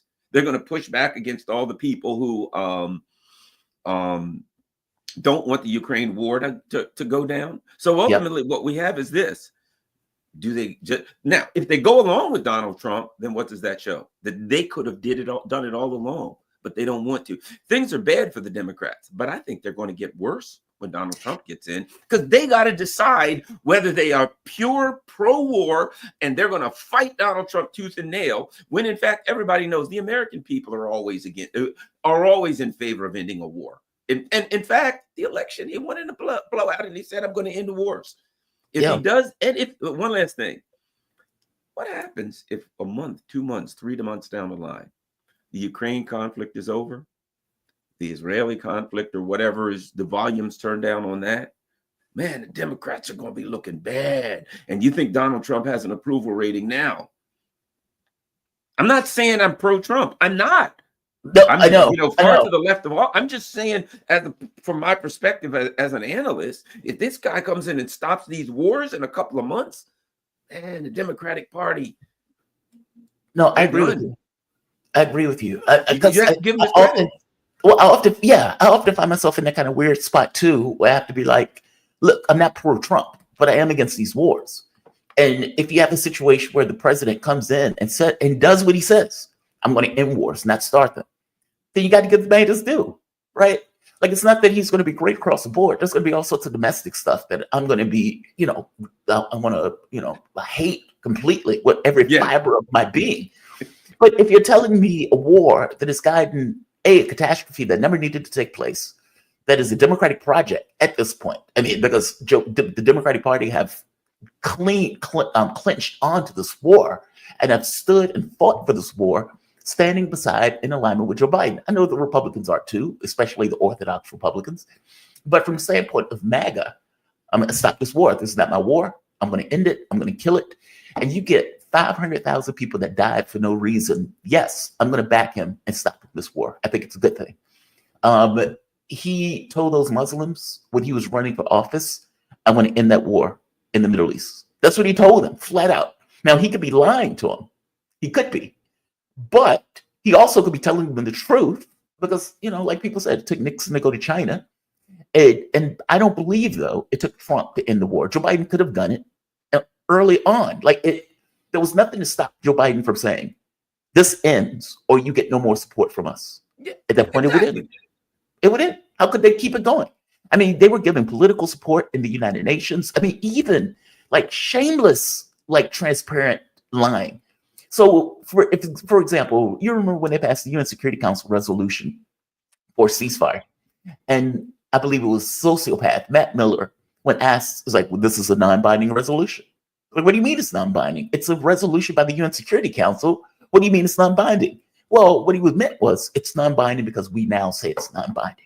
We're not going to enforce it. We're not going to back it. So, yeah, it's non-binding for us. I agree with you, man. I hope he does stick to this. And I agree with you, too, that he does clearly, as a U.S. president, have the capability of saying, this stops or else. Or else. And doesn't that change the game? If he does that, right? If what we see is true, if he just said, cut it out, guys, and they said, okay, darn. Can any president ever again say that I can't do that? See, that's the other part. Part of the game in the U.S., I think, is that Israel does the dirty work, and that's their job behind closed doors, you know, good cop, bad cop in a kind of twisted way. And the U.S. comes out and says, oh, we can't get them to stop. They won't listen to us. Oh, rats. And we're working with them, but they're not reasonable, blah, blah, blah. If Donald Trump just comes in and says, hey, I start next Monday. I want this thing over by then. And they say, okay, yes, sir. Can any president ever again say, I can't control the Israelis? It becomes obvious. And as you said, you made a good point. Donald Trump is a guy who, you know, sees himself as the strong man, the right-wing strong man. And I'm not saying that in a pejorative, negative, or positive term. That's his view of himself. I'm in charge, darn it. I'm the CEO. I'm the boss. To him, this is the way he operates. I'm going to tell you to cut it out and you better. And if he sees the dynamic where he has that power dynamic, he's going to use it. And he wants everybody around to know that Donald Trump, not only is he going to tell them to do it, he wants everybody to know that he's the one that I'm the one that did that. I told them and they listened to me. You know what I mean? Which kind of screws the establishment in the future, because they, like you said, they've been playing the weak game. We're just too weak to stop them. Donald Trump has proven if this happens, hasn't he proven that to be a lie? In one day, the last 16 months, he's proven every bit of it to be a lie. He is not even in office. He's not even in office. Like he is. I'm fascinated by it because I've never seen anything like it in a modern, let's say, orthodoxy of the way power typically works. I mean, Joe Biden has receded into the background. Donald Trump is supposedly coming into office. Well, he will be coming into office, but as he's coming into office, all of this stuff is changing around him, and he hasn't even taken power yet. And so it's like, okay, so he's supposed to be having a talk with Putin about, not even about just the war, but about European structure in general, basically the organization of Europe and how power is accrued in Europe and how the lines are drawn in Europe, which again is pretty astonishing because we're talking about Europe and we're talking about a U.S. president that on some level is going to decide European security and European architecture. But then in the other front, the issue of Israel. And so we are 4 or 5 days away from getting in the office of Trump, and he is already shifting the geopolitical landscape. It's I've never seen anything like it. Have you ever seen this before? I mean, like you say, he's a strong man in his self-conception of himself. And as a strong man, he wants to be able to show, I am dictating this and I am dictating that. And on the major issues of the war in Ukraine, or for that matter, the war in Israel, it seems that he is indeed dictating those things. It's astonishing to me. There's something else too. Jeffrey Sachs. So Donald Trump, on his own Truth Social account, put up the video of Jeffrey Sachs calling Netanyahu a deep, dark son of a bitch. I'm going to play this clip, just a little bit of it so the audience can see what I'm referring to, because it's pretty astonishing that he would play something like this if indeed Netanyahu and Trump are as close as they are, and if indeed Trump is going to be as obsequious to Netanyahu as he is. What the hell is this doing on Donald Trump's Truth Social account? The war in Syria, and you may actually hear from grown-up reporters who are lying through their teeth or ignorant beyond imagining that, oh, the war in Syria, yes, Russia intervened in Syria. Well, do you know that that Obama tasked the CIA to overthrow the Syrian government starting 4 years before Russia intervened? What kind of nonsense is that? And how many times did the New York Times report on Operation Timber Sycamore, which was the presidential order to the CIA to overthrow Bashar al-Assad? 3 times in 10 years. This is not democracy. This is a game. And it's a game of narrative. Why did the U.S. invade Iraq in 2003? Well, first of all, it was completely phony pretenses. It wasn't, oh, we were so wrong, they didn't have weapons of mass destruction. They actually did focus groups in the fall of 2002 to find out what would sell that war to the American people. Abe Shulsky, if you want to know the name of the PR genius. They did focus groups on the war. They wanted the war all the time. They had to figure out how to sell the war to the American people, how to scare the shit out of the American people. Had, from 1995 onward, the theory that the only way we're going to get rid of Hamas and Hezbollah is by toppling the governments that support them. That's Iraq, Syria, and Iran. And the guy's nothing if not obsessive. And he's still trying to get us to fight Iran this day, this week. He's a deep, dark son of a bitch. Sorry. I think that was the point of that part. If this is what it seems, and I want to get your take on it, if it's what it seems, it's this notion that Netanyahu has been intensively getting us into conflicts, or at the very least trying to get us in the various conflicts, especially in the context of presidents that he may be able to manipulate. And Trump putting this out on some level is it's like, look, man, I'm going to end wars, not start them. And yet there's a pressure campaign on me to go into Iran. Now, if you remember, I believe it was Axios and many of the other publications was reporting that Joe Biden, at the end of his presidency, was considering military strikes on Iran. And that Donald Trump also was getting the same sort of pressure with this idea that, well, Iran can break out and get a bomb in 2 days. And so we need to attack their military capabilities right now. We need to do it now. We don't have any time to do it. We got to do it now. And they were putting this on Joe Biden and also putting this on Donald Trump. So I don't think it's coincidental that this gets put out on Truth Social at the exact same time where there seems to be this pressure campaign in the media and behind the scenes of getting Trump to hit Iran. Now, I could be wrong on this. This could just be me putting these two things together that may be unrelated. But give me your take on this, because I haven't necessarily had a good framing of why this would end up on Trump's Truth Social.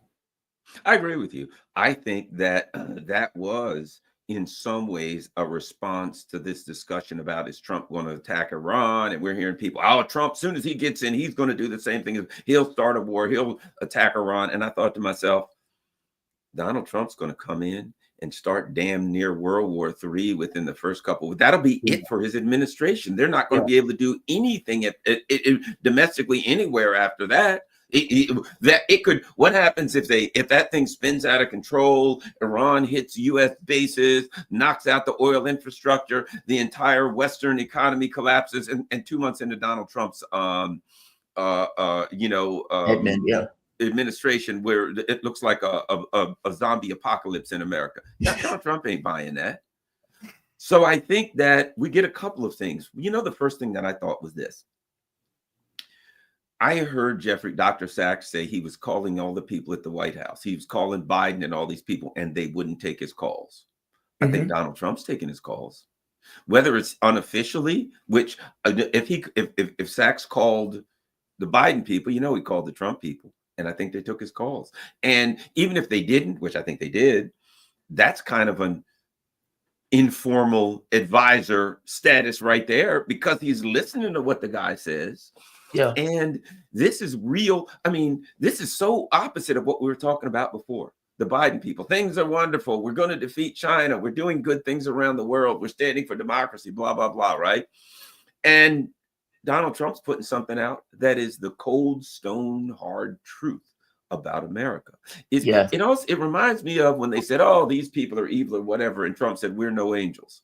It is an admission that the United States, that the neocons, who Donald Trump appears to hate, and I understand that because they tried to kill him, and some people believe they've tried to destroy him for the last 8 years. I think he does hate him, and I think he hates Zelensky.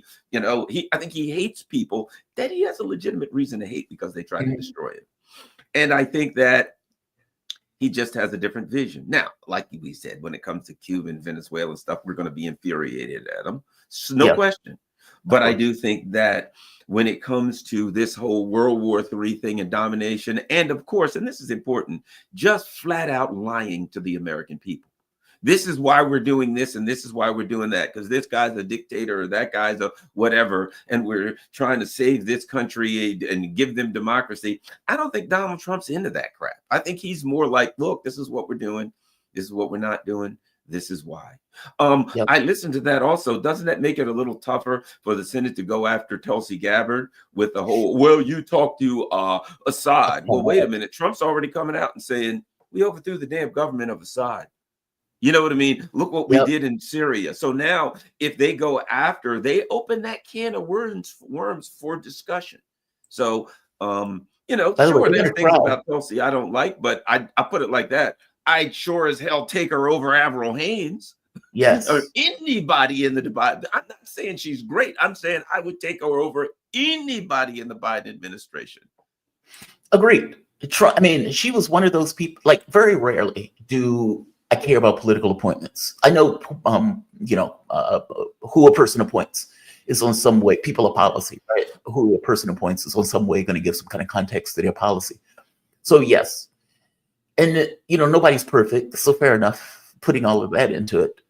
I prefer Tulsi Gabbard's foreign policy chops. I mean, that her willingness to go and talk to Assad, her willingness to point out we need to stop these wars. These are regime change wars that are not doing anything for America. That is a positive thing. That is a good thing. Yes, she's a lunatic on the issue of Israel. And yes, there's some things that she would say, especially these drone wars that I don't particularly like. But she is very rare in the political space. Democrats hate her guts because she had the temerity to run in the presidential race and was willing to put a knife in Hillary Clinton, or for that matter, put a knife in Kamala Harris. So they're Bernie. And supported Bernie. That's the other thing. That's why she walked away. She was for Bernie. Yeah, and they hate her guts for it. They hate her guts for it. And so now they're trying to torpedo her nomination for the Director of National Intelligence. I hope she gets into that position. RFK also. I hope he gets into that position. I agree. I back both of them in the positions that they're trying to get put into. Ratcliffe also. He was one of those people who was willing to give an honest assessment on the UFO stuff. So I support him for that. Cash Patel. A lot of things I don't like about Cash Patel. But if somebody says, I don't trust the FBI and we need to investigate them, I agree with I'm for that. You know, it gets back to what Frederick Douglass said. I'll join any man to do good and no man to do evil. Well, I'm paraphrasing. I don't know exactly how he put it. But the point being, now, particularly after looking at 4 years of the Biden administration, you got to kind of look at it a little bit more transactionally and say the person that's in there. For instance, I got to be frank. I wanted Trump to win. Yeah. I wanted Trump to win because I felt like if Kamala Harris wins, we're all dead within 6 months to a year of a nuclear. I may have been wrong, but that was my belief. So should I say I don't want Trump to win? I'd rather die in a nuclear holocaust? No. And I think that's something that changed my mentality too, or helped to adjust it to say, you know what? I really have to start thinking like Frederick Douglass and look and say, okay, you know, yes, I can evaluate the system as crashing as a whole, or capitalism or neoliberalism or all these kinds of things. But in the immediacy, I got to look and say, who would I rather have, this person or that person? When we're talking about such existential issues as nuclear war and even in Gaza, the genocide, that's not me, it's not here. But my empathy for these people, innocent people, has to say, you know what? I agree with you. You know what? If Donald Trump stops the genocide, if he stops that genocide and he stops the war, I will have to come out and say I should have voted for him. I have to say that. If all the other thing notwithstanding, if he stops both of those, I will have to say, you know what, I didn't vote for him, but I probably should have. All the other crap is coming, but those two things were two of the worst things I've seen in my lifetime. God, I agree with you so much because I didn't vote for Trump. I didn't vote for either, to be honest. I think I voted on Jill Stein. But I looked at it and thought to myself, I did not want Harris to win. I could say I didn't want either to win, but again, it's a political system, right? Somebody's going to win. I didn't want her to win. And, you know, a lot of these Democrats, when they're talking about why they want Harris, foreign policy doesn't factor into it at all. And for me, foreign policy was one of the main reasons, because I thought she's going to get us all killed. Just like I thought Joe Biden potentially was going to get us all killed. She doesn't know what she's doing in regards to foreign policy. She just latching on to whatever this kind of stuff that Joe Biden went with. Democrats are rabid and unrealistic on all notions of foreign policy. and Europe has jumped in on this nonsense bandwagon. So yeah, I had serious concerns about the Democratic Party's capability of running in the race, whereas the other guy was like, I'm going to end the war. A war that, like depending upon the metrics, like 1 million people have been killed or damaged in some major way. And the Democrats are like, yeah, we need to now get them to bring in their kids into the conflict. We need 18-year-olds to fight. Whereas the other one was like, we need to end this war. Full stop. We need to end the war. And again, for the Israeli one too, where Trump is like, I'm going to end that war in Gaza also. I'm going to end that war. So you're talking about a situation where hundreds of thousands of people have lost their lives. Full stop. And one person is going to keep it going, whereas the other one saying they're going to end it. Now, as you point out, he could be lying about it. I don't get the sense he is, though. At the very least, not for the Ukraine one. I get the sense that he considers that to be Joe Biden's war. And so he doesn't necessarily feel attached to it in the way that some of the other presidents might be attached to it. So I agree with you on that. The issue is domestic policy, where, obviously he's going to increase taxes. He's going to decrease taxes on the rich. He's going to inflate the budget. There's going to be all sorts of negative things associated with it. But when you bring in foreign policy into it and you make it existential, where it looks like one party is going to end the world and the other party at the very least seems to be aware that the larger world exists and maybe we shouldn't necessarily have it in a case of hellfire, then yeah, that's what you get, right? And so, I feel like John Wayne, we say he's my president. I didn't vote for him, but I hope he does well. I feel that way. I hope he does well. And you take the wins where you get them. If you can get a Tulsi Gabbard in, great. If you can get an RFK Jr. in for the healthcare thing, great. And the reason why I said RFK Jr., we spend trillions of dollars more per year than anywhere else on healthcare, and we die like 10 years younger. There's something wrong with that.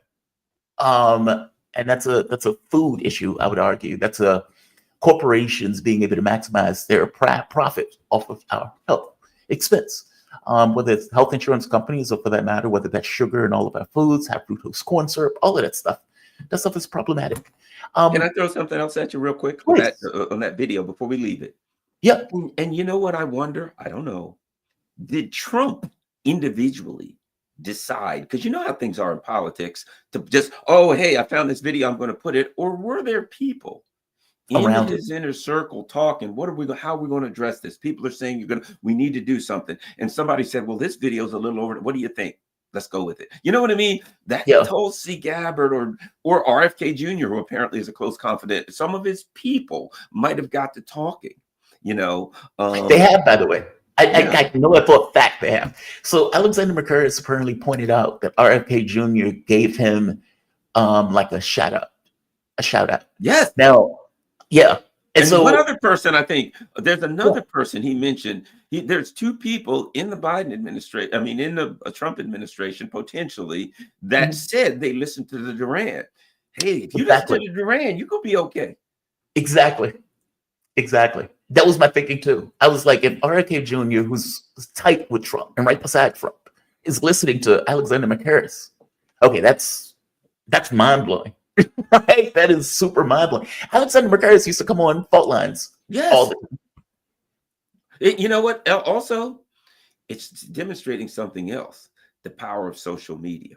Right now, you or I or whoever, you look and you see 1,000 views, 2,000 views, 300 views, 10,000 views, whatever. But within those views, you don't know who's watching. You don't know that somebody somewhere who's in a very powerful position could be sitting there like, oh, hold on, wait a minute. Jamal Thomas is on. I never miss his show. You don't know. That's possible. And probably even likely that people who you would never suspect are watching your show. The power of alternative media is growing exponentially. People are leaving MSNBC, Fox, all that crap, and they're going to listen to people like us. We have no idea.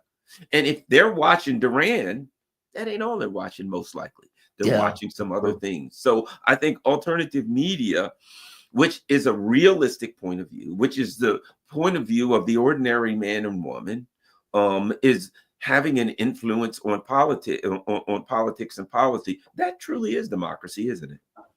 I agree with you, which is why they're trying to get rid of TikTok. It is precise reason why they're trying to get rid of TikTok. Like, they don't. And honestly, that they got rid of us. Like the TikTok thing is not that far removed from them getting rid of RT Sputnik in the way they did this kind of in run around the First Amendment to do so. Like I got to be honest, I'm still salty about that. Like, you and me both. I'm furious. I'm shocked. Like, because usually, you interact with your government in this kind of distant way. You don't really, the idea that the government gets engaged in a way that goes after you directly is kind of hard to wrap your head around, especially being just an ordinary person. I'm not a celeb. I'm not anything else. I'm just a guy. And so to have the government to say what you're saying is so subversive to us in our power set that we need to get rid of you, it's mind-blowing. That is a mind-blowing thing. And they're doing effectively the same thing to TikTok, a company that has like 700 billion. How about this? Million 170 million users in the US, almost exactly half the population of the United States. And if you think about the under 30 population, it's probably got, 70% of them. And they're already furious at the Democrats. And, they're mad at them. And now you're going to get rid of their favorite app. Yeah, I mean, it's just madness. And we see over and over again that the people who are in favor of it are just coming out and saying or writing op-eds that it's because of Zionism. That's why it's gone, because people are on there saying things that the Zionists didn't like. They got rid of it. I'm hoping that Donald Trump will revive it again, which I put it like, think about this. If he saves TikTok and stops, he called on them to stop it, by the way, because Kellyanne Conway ended up being a foreign asset. Right. She had to register for FARA, but she was registering in order to effectively be an advocate, a lobbyist for TikTok. Yeah. And so Trump had called on TikTok to not be banned, effectively told the Supreme Court to have basically a stay on it. Who knows if they're going to do it? I'm sorry, Garland, I jumped in on you. I'll just say this, that imagine, the guy comes in and he ends the one or two of the conflicts or takes action to make an attempt to. He works on getting rid of them, and he saves TikTok. A lot of the traditional constituencies that have supported the Democrats, many of whom voted for Trump or stayed home, he's going to solidify his grip on them. They're going to look at the Democrats and say, you guys are idiots and you hate us and you don't think anything about us. Thanks, Trump. He's going to make them look good. By the way, that's the danger for Democrats. That is the danger for Democrats. Like, do you remember when Boris Johnson was running against Jeremy Corbyn? And Jeremy Corbyn, his own party was putting a knife in the guy. Like his own party was sabotaging him all the way through that election. But you got to a point where Boris Johnson was making this argument, I'm for freedom, I'm for justice, I believe in Brexit. The public said they wanted to leave, so damn it, I'm going to leave. Now, that argument allowed him to take this kind of lane of, I believe in freedom and justice and democracy, and the public voted, so damn it, we're going to do what the public said. Whereas Jeremy Corbyn, who was a Brexiteer, early on, by the way, meaning he was a Brexiteer's Brexiteer, but he couldn't say it because his party wouldn't allow him to say it. So he just decided, I'm not going to take a vote on this. I'm going to stand aside on this. So the most important election in his time period, Jeremy Corbyn wouldn't take wouldn't take a position on, despite the fact that the man was a Brexiteer early on. Jeremy Corbyn got crushed. And when I say crushed, I mean crushed. They lost areas that had never been in the conservatives' grip before. Now, the only thing Boris Johnson needed to do was find a way to solidify those gains. Because the moment that a person votes for the opposition or for another party, that is not a minor thing. That usually it takes a lot to get a person to say, screw it, and go and vote for the other party. It's one thing for them not to vote. It's another thing for them to vote for the other party. If that party can solidify that election, then that still holds true for them voting and going back. Meaning if you get somebody who votes for Trump and Trump solidifies that vote, it becomes a hard thing for that person to turn around and vote for the Democrat again in the next election. At least that's my hypothesis of it. I agreed, particularly with the level of dysfunction for the Democratic Party. It is. I've heard two things. Black men are misogynists. That's why they wouldn't vote for Kamala. Latinos are they hate democracy. That's what Chuck Todd said. They like a strong man, just like the country they came from. So the poor Democrats, their problem is they stood up for fairness and against sexism and against and for democracy. That's why they think about that. They lost because they stood up for democracy. Why'd you lose? Because we're the good guys. That's the best they got. You Well, know, that's what they it's the focus on. narrative. We lost because we're the good guys. And But that's the problem isn't with that it. also attack on their own voters? We lost because we're the good guys. Well, that kind of makes the voters the bad guys, doesn't it? Well, I mean, and it's inherently problematic to take that point of view because that point of view is self-righteous. It's, well, we are clearly good. We are clearly virtuous. It's these other people that are liars, that can't tell the truth, that are going against fact checking because they're liars. And Trump is a fascist. But we are virtuous. We are the ones who believe in human rights, and we believe in fairness, and we believe in like all of these positive attributes that they ascribe to themselves, missing the fact that they lost. like if you consistently put yourself in those terms, how can you ever change? How can you ever even see that there's a problem if you're so virtuous and you're so great in the way that you operate? And if you think about it, people like Uyghur, for example, Cenk Uyghur, who started to reach out to the left, or Anna Kasparian, who started to reach out to the right on their program, they got slaughtered for doing so. Like if nothing shows that you're in a cult, then the response by the cult members, the moment that you try to go outside the bounds of that cult, and they don't, it's like their framing of the world doesn't allow themselves to question themselves and to have any sort of autopsy. In fact, there's a clip by God, I believe that's his name, Eddie God on MSNBC. And he has this conniption fit about the way Democrats treat the left. I want to get your take on this because I do think he's right, even though, I don't know. Guy's a piece of work. Yeah, exactly. That's my I heard point. him screaming about the misogynist and sexist black men who wouldn't vote for Kamala. But nonetheless, even a stop Was clock it even a clock is right? A broken clock is right twice a day. So this is God being right on once a day on this place. And then you combine that with the DNA of the Democratic Party. It's always been the case, at least a part of the 20th century, where the Democrats try to hold off fascism on the one hand and hold off the communism on the other. We got to hold off the right and we got to hold off progressivism. So what does it mean for Democrats who believe that they can just sit in the center in light of these extremes, in the midst of a second golden age, second gilded age, and not appeal to these populist energies? Because they're always trying to, in some ways, marginalize the progressive wing of the party. Look what just happened to AOC, trying to silence Bernie Sanders and the like, right? Trying to blame the current state of the world on progressives, as it were gaslighting us in some way. So we're in this interesting moment where historical currents are colliding. Give me a take on that. I mean, he's right that the Democratic Party does everything in their power to marginalize the left. I mean, they hate the left. And the reason they hate the left is pretty straightforward. If you look at them running around the country with Liz Cheney, for example, I think it's what Chuck, what is the guy's name? Todd? Chuck Schumer. I think it's what Chuck Schumer said. I think Chuck Schumer, it said the quiet part out loud, that for every progressive that you lose, you'll get this kind of Midwestern modern Republican. Now, this turned out to be nonsense, but it was wishful thinking. It was what they wanted to happen, not necessarily what happened in fact. As I pointed out before, the Democratic Party usually raises more money than the Republican Party in presidential elections. Kamala Harris raised over $1.5 billion. You had Hillary Clinton raising like $1.3 billion. Obama was raising over $1 billion. And there's a legitimate question of, if you are able to raise that much money, who are you raising that much money from? And what do those people want for the money that they're giving you in exchange? Well, if you're going to the rich and you're saying, hey, we would like to pass Medicare for all. We would like to increase the amount that people are getting for wages, so we need to increase the minimum wage. We want to expand Social Security. We want to expand Medicare to include dental.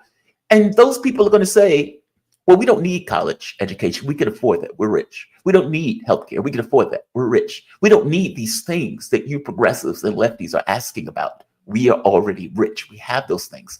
So if you're the Democratic Party and you have a large contingent of your group, let's say progressives, that want those things that other countries in Europe, for example, have, especially being the richest country on the planet. Okay, well, you don't that's a pain in the ass for you. That's not something that you necessarily really want to push for, because the people who you need to push for those things don't want those things. And so if you could get a moderate Republican or let's say a Reagan Democrat, okay, then you have less pressure on you in the sense of your political space. You don't have to push and agitate for these things that progressives want. And so you're not stuck in this position of having to lie to a large number of your base about pretending that you want these things when really you don't necessarily care about those things. The people you need to get money from don't care about those things. Meaning it's easier to try to get the moderate Republican, or it's easier to try to get the Reagan or the Joe Manchin type Democrat. So yeah, it makes all the sense in the world for them to take a political policy of marginalizing the left, their base, especially the people on the further left, and focus on these kind of woke issues, the trans bathrooms, or focusing on the trans surgeries, or focusing on this kind of social policy, as opposed to these kind of economic lefties that they know that the people in power and the people in the positions of financial authority are not going to want. God is right in this, but I agree with you. He is just as bad as the people that he's complaining about right now in that clip. Give me your take on that. I'm sorry, I was long-winded on that. I was trying to. No, that was great. That was an excellent evaluation. I would, and which since you really said a lot of important things that I agree with. So something else I'll add to that, and that is he's setting up a narrative. But it's the narrative. The narrative is the Democrats are dead center. We're holding off fascism on the right. We're holding off communism on the left. We are dead center. It's right. We are the wisest, smartest of all. We're not extreme. Yep. Everybody else is extreme. We're fighting against the extremes because we're the center. Well, wait a minute. Can you get any further left than Netanyahu and Ben Gvir? Right than Netanyahu, Ben Gvir, and Smotrich? You're trying to hold off the far right fascists? Oh, wait a minute. What about a bunch of guys goose stepping around with the iconography of the Third Reich tattooed all over them and a dog-eared copy of Mein Kampf in their backpack and running around Ukraine? Are you trying to hold off fascism there? So the reality is this. He's pretending we're trying to hold off fascism, but everywhere you look in the world, they're allied with fascism. Yep. So the policies, the foreign policy of the Biden administration does not in any way align with his arguments about the actual ideology of the Democratic Party. I would also argue this. Was it really that they were hugging up to the Cheney clan, right? The Bill Cristols. John Bolton wrote an article in support of Kamala Harris. Was it they're hugging up to them to try to get votes? Well, obviously that didn't get them no votes, and that wasn't going to work. Or was it simply these are the people that I'm allying and aligning myself with the people who I agree with on policy? You look at the policy of a Bolton, for the policies of a Bolton, the policies of a Biden, the policies of a Cheney, the policies of a Biden. They agreed on policy with these people. Yes. This wasn't really a game. It was an honest alignment. They attempted to realign the Democratic Party with these people, and a significant portion of the base didn't agree, and they paid that price. But those people are who they agree with. But he's still got to play the we're in the center crap that is out the window. Trump's more to the center than they are. And I'm not saying Trump's to the center, but he's got in people who are lifelong Democrats who left the Democratic Party. Oddly enough, both of them left to the left of the Democratic Party. Both of them opposed Tulsi left because she wanted to go with Bernie, whose policies at that time were to the left of the party. They tried to rob, as they always do, RFK Jr. when he was running, and he was like, hey, come on, I'm opposed to the war. Some things that would be to the left of the party, he said, and they said no. And he has two people in his cabinet who is more aligned with you and I than they are with Joe Biden or with this guy Glaude or whatever his name is. So they were Democrats. He's more reasonable than they are.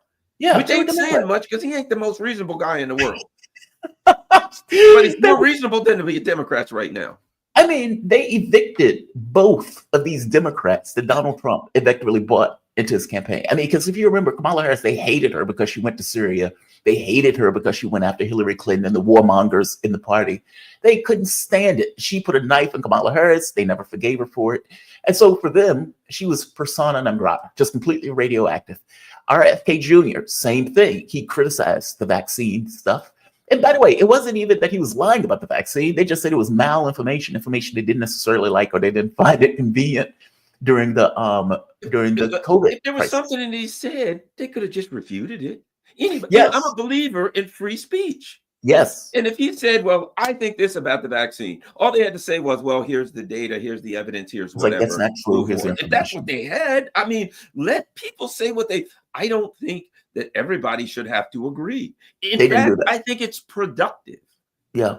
When No, I agree with you, someone 'cause he could comes be along right. and says, I disagree with you, Garland and Jamal, you're wrong. And I think it would be great for Garland and Jamal to say, why don't the three of us all do a show together? And you can present your evidence. What's wrong with that? That doesn't mean you're a crazy person. Maybe it is, but a crazy person has a right to their point of view. And he That's doesn't right. look right now. I got to tell you this. He don't look as crazy as Blinken or Biden. He doesn't. He does not. Man, Garland, God, I appreciated this, man. I always appreciate these conversations. You're right. He doesn't look as crazy as Blinken and Biden. And he made the right choice because now he's in a position of power. And he is, you know what's wild? He could have won that race, by the way. He could have. If he'd have taken they- the right position on Israel, he could have won. He could have won. No, I mean, like, if they would have had an actual primary, and RFK Jr. was on that stage with any of the other candidates, Kamala Harris They'd included. actually had a debate. They couldn't Yes. have a debate. Remember, no debates. If they'd have had a debate during the primaries, everybody would have, they would have known then that Biden was done. Yep. And then it would have been him versus Kamala versus whoever, and he'd have had a chance. Because think he of would have had a the chance. war thing, he'd have had a chance. I think he would have had a damn good chance. I think he would have had a damn good chance. Garland, man, thank you for this. Garland Nixon, political analyst. You can catch his show on Garland Nixon. Is there a specific time that you come on? I always see your clips after the fact. No, unfortunately I come on. I want to start. I may start doing like 10 o'clock and either noon or 1. You go off at 10, right? I go up at 10. Yeah. Yeah, I'm thinking about doing 10 o'clock because I don't want to clash with you. You know, every now and then I come on because I'm in a rush or whatever, but Yeah. I'm thinking about making it daily at 10 and then maybe 1 or 2. But you know, we're on for 2 o'clock Friday still, right? Yes. Absolutely. Yes, that's going to be a blast. Yeah, absolutely. Yeah, that from my point of view, that's a standard thing that's in my calendar. If it even comes up, fair enough, but that's a standard thing in my calendar going forward. So yes, Garland and I will be on. I don't know. I think we named the show right now. Right now, it's just kind of. It's just like, a what's the name weekly of that dog? wrap up, just news wrap up or something for now. Maybe we can come up with a name for it. That'd be fun. News wrap up works because that's what it is. It's like the in wrap up or something like that. But man, thank you for this, Garland. I always appreciate these conversations. I really do, man. Thank you. It sounds good. Hey, I got to give you a buzz too, because I got to get you on my WPFW show too. Oh, I'm down.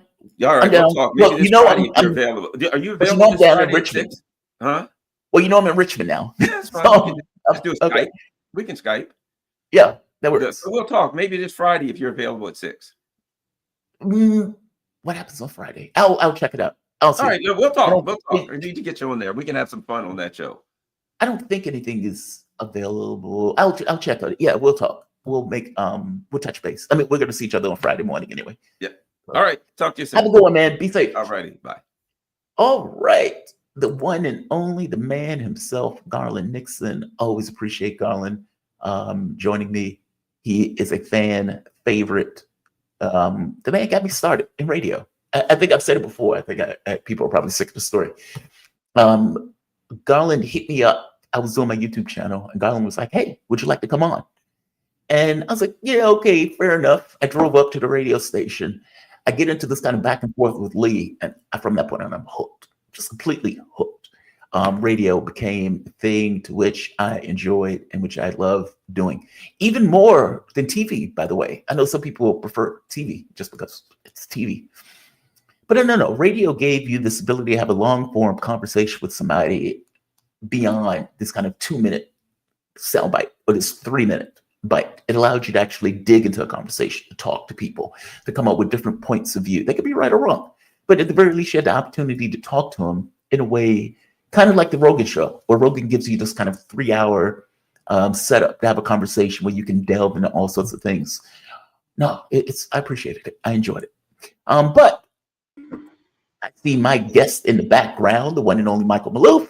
Michael Maloof is a former senior security policy analyst in the Office of Secretary of Defense, an author, regular contributing analyst on RT and other media outlets. He has nearly 30 years of federal service in the U.S. Department of Defense. Welcome to the show, my man. How you doing this morning? Just great. Hunky-dory peachy cream. Hunky-dory peachy cream. Man, I'm glad that you to have you on the show. I always appreciate you joining me. Thank you. I want to go to this first to get your take on this. So this article came out, I think it was yesterday. At least I saw it yesterday. And it's been getting very much buzz for obvious reasons. And threats pointing out Trump's Mideast envoy forced Netanyahu to accept the Gaza plan he repeatedly rejected. Israeli sources said the involvement of the incoming U.S. administration, led by Trump's aggressive Middle East envoy, Steve Witkoff, revived Hamas hostage, the negotiations with Hamas. While Netanyahu's propaganda machine claims that Trump forced him to approve a deal that he repeatedly was against. People are being very skeptical of this. And I think they have a right to be skeptical of it, considering the Biden administration, the transparent lying that those sociopaths, Blinken, Miller, and Joe Biden was doing. And up to this point, I am of the mind that Joe Biden might not have even been entirely running his foreign policy, considering he was out of his mind starting on day one, according to the publications or the media reporting of Joe Biden's cognitive fitness and health. But that said, Donald Trump has said, I'm going to end wars, not start them. But people assumed that Trump would be completely obsequious to Netanyahu for the people that Trump put into the administration. Those people are insane. Or for that matter, some of the things Donald Trump has said about the war, criticizing Joe Biden for not being as belligerent as he could be, I suppose. But after putting out the Jeffrey Sachs clip on his Truth Social, where Netanyahu is called a deep, dark son of a bitch, and after Donald Trump have kept saying, even told the Muslim community, I'm going to end this war, I'm not going to start more wars, he puts this out, or this comes out. And so, yes, people are skeptical of it. By the same token, from my point of view, that could be a bit of, I think it could be right. But give me your take on this.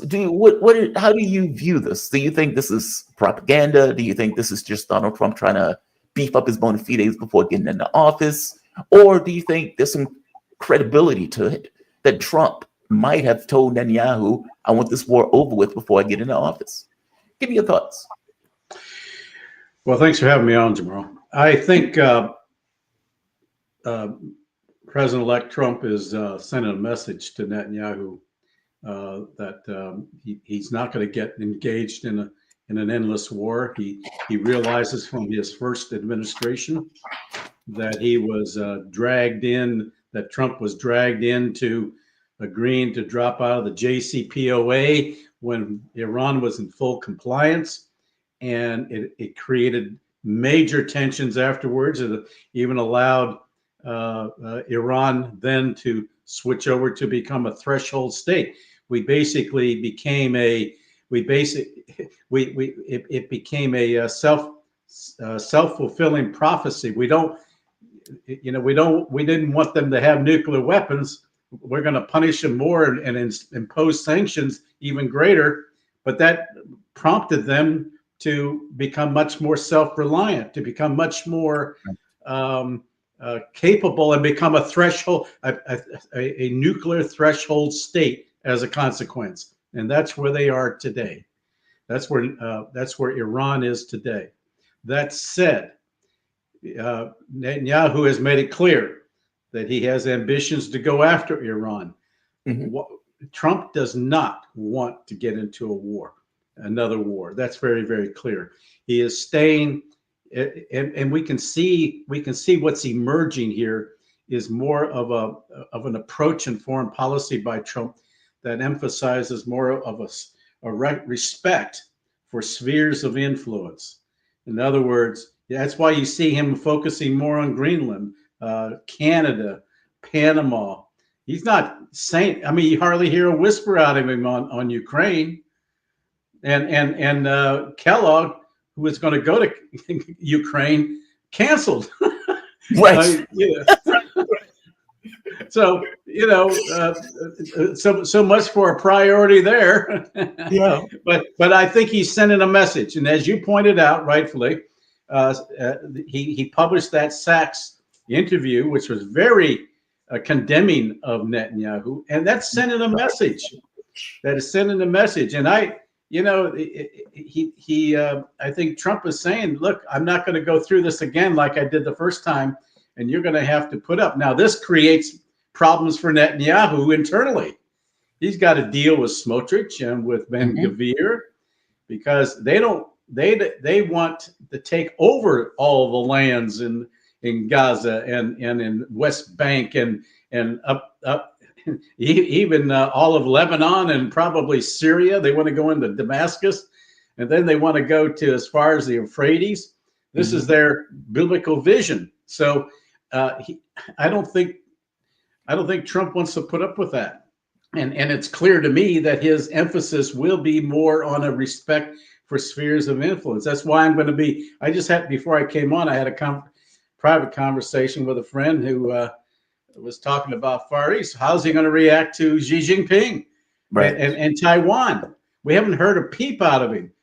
Is he going to emphasize or underscore the one China policy and look upon that region as China's sphere of influence? We've got to see. I don't know yet, but he clearly raised the whole concept of reintroducing the concept of spheres of influence from the Brzezinski days to Putin in his first administration, and then it ended. And so I think we're going to see, and I think we're going to see the beginning of the end of NATO. So all of these things are coming together, and Netanyahu is just one element. Netanyahu's got other problems. It isn't just Trump potentially, but he's got Erdogan, the president of Turkey, who wants to create a neo-Ottoman empire. He's got, and that's going to clash with Netanyahu's and Smotrich and Ben-Gvir's notion of reestablishing a greater Israel. We're going to see clashes, and already Erdogan is talking about wanting to take back Jerusalem. So what does that portend? And if you have HTS saying the same damn thing. Well, he talks. Jelani has said the same thing. When Jelani has been as obsequious to Israel as the Biden administration. I mean, like they've said over and over again that they don't necessarily want to have conflicts with Israel. And if you remember, like Israel had been bombing the hell out of Damascus. And when the foreign person, the foreign press agent for HTS was being asked about it, he was like, we're not interested in getting into a conflict with Israel. Jelani has said as much. I've heard him on video saying as much. We don't want to get into a conflict with Israel. But he's not going to remain in control. He said the next stage. Jelani has said the next stage will be Jerusalem. He has said that. And consequently. When has ISIS ever attacked Israel? They haven't yet, but they will, according to him. If you listen to Jelani, if he stays in office. But look, HTS helped create a power vacuum in which Erdogan has now stepped in. This means he's now controlling, in effect, Syria, and that's going to conflict with what Israel wants. And at the same time, it's also creating yet something else. That is a potential conflict with the other Gulf Arab countries, other Sunni countries that do not want a neo-Ottoman empire. They do not want to live under that. And now, now you may have an interesting condition here where Iran and Saudi Arabia may join forces against Erdogan and his ambitions to recreate the Ottoman Empire. So this all is coming together here, and it's happening even before Trump can get into office. I mean, it's happened. I mean, events are moving in near real time, and they are very, very complicated. It's like peeling the proverbial onion. You know, we're going to be seeing all kinds of new ins and outs here, and you've got a figurehead in Lebanon now who is a product of the West, but he's feckless. So he's just a puppet of the U.S. And Erdogan sees that, and he wants Lebanon anyway. I think the Russians need to go in and take over the ports in Beirut. Really? I mean, okay. Let's step through that because you said a lot. Let's step through that one piece at a time. Yes, Lebanon has gotten a new prime minister or a new president. He is clearly a puppet of Western interests. Israel invaded, and he didn't fire not one shot from the standpoint of the Lebanese army. Right. So they got who they wanted as their puppet. Turkey and Erdogan, I agree with you. He does have these kind of expansionary ambitions, but those expansionary ambitions are now going to run up with Israel's expansionary ambitions to create their greater Israel. How do you think that's Trump does work? not want to get in the middle of that. And I would add, just as he's criticized Netanyahu by releasing that piece by Sachs on his Truth Social, he's praised openly Erdogan. So that suggests to me Trump is signaling that he's going to be taking certain sides in that dispute, and that Netanyahu had better fall in line. Now, what does that mean internally? It could result internally in Israel that could create the conditions for conflict and potentially the fall of Netanyahu politically. I know, but if Netanyahu's government falls, it's just another creature that takes over after the fact, right? Like you have a country of fascists, especially the ones who are in power. Netanyahu, weirdly enough, is like a moderate within the context of the fascists that are in there. Well, that's what puts him up against Ben Gvir and Smotrich. They don't think he's radical enough, and they're dragging him along. But if he wants to stay in power and not lose, and he still has those court cases that he's got to face. That's right. He's going to go along with them reluctantly, I think, up until a point, unless and until he gets quiet pressure from Trump, who says, "Look, if you continue on, I'm just going to cut you off." I think they're at that point. How do you think? Like, there is talk that they're going to annex the West Bank at this point, or for that matter, annex parts of Gaza itself. How does that work? I mean, they already have this kind of apartheid state. It seems like it would just be rank, raw apartheid. I guess let me just ask it flat. How does that work? How does what does it look like for them to annex the West Bank? This seems to be fraught with all sorts of difficulties. Well, with Trump, he Edelman, the woman, the wife of said, "I'll give you $100 million for you take over West Bank." Is he committed to that? I don't know, but that was a condition. On the other hand, and in meantime, you have Smotrich and Ben Gvir pushing to push settlements. That's right. Into those areas now, right, as well as Gaza. So that means that it will, in effect, be an annexation. Will Trump go along with that? If he wants to work with Saudi Arabia, he's going to have to tell Netanyahu to knock it off, because the Palestinians have got to go someplace. The Saudis have agreed to a two-state solution now, in light of the way Palestinians have been treated, and that is the condition for normalization. But you have Saudi Arabia, meantime, that wants normalization with Israel, but at the same time they want a recognition of the Palestinian state, and also a reinvigoration of the Abraham Accords. So how do you deal with that circle? Yeah. How do you do that? And this is where it's going to take someone like Trump to just come in and say, this is the way it's going to be. And if you don't like it, we're not playing ball with you. And by the way, we're taking back our marbles with us. We're not going to be giving you anything else. And this could have a major impact. And I don't think Trump cares about lobbyists or anything like that. You know, other presidents like Biden have been influenced by AIPAC and the defense establishment, but Trump seems to be impervious to that kind of pressure.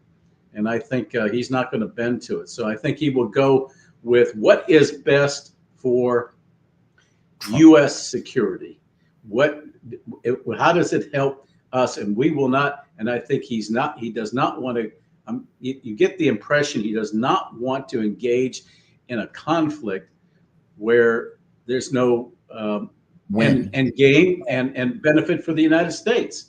I mean, look from since Afghanistan to especially Iraq that I was involved with, we haven't gained anything out of that, except that we've created even greater problems in terms of.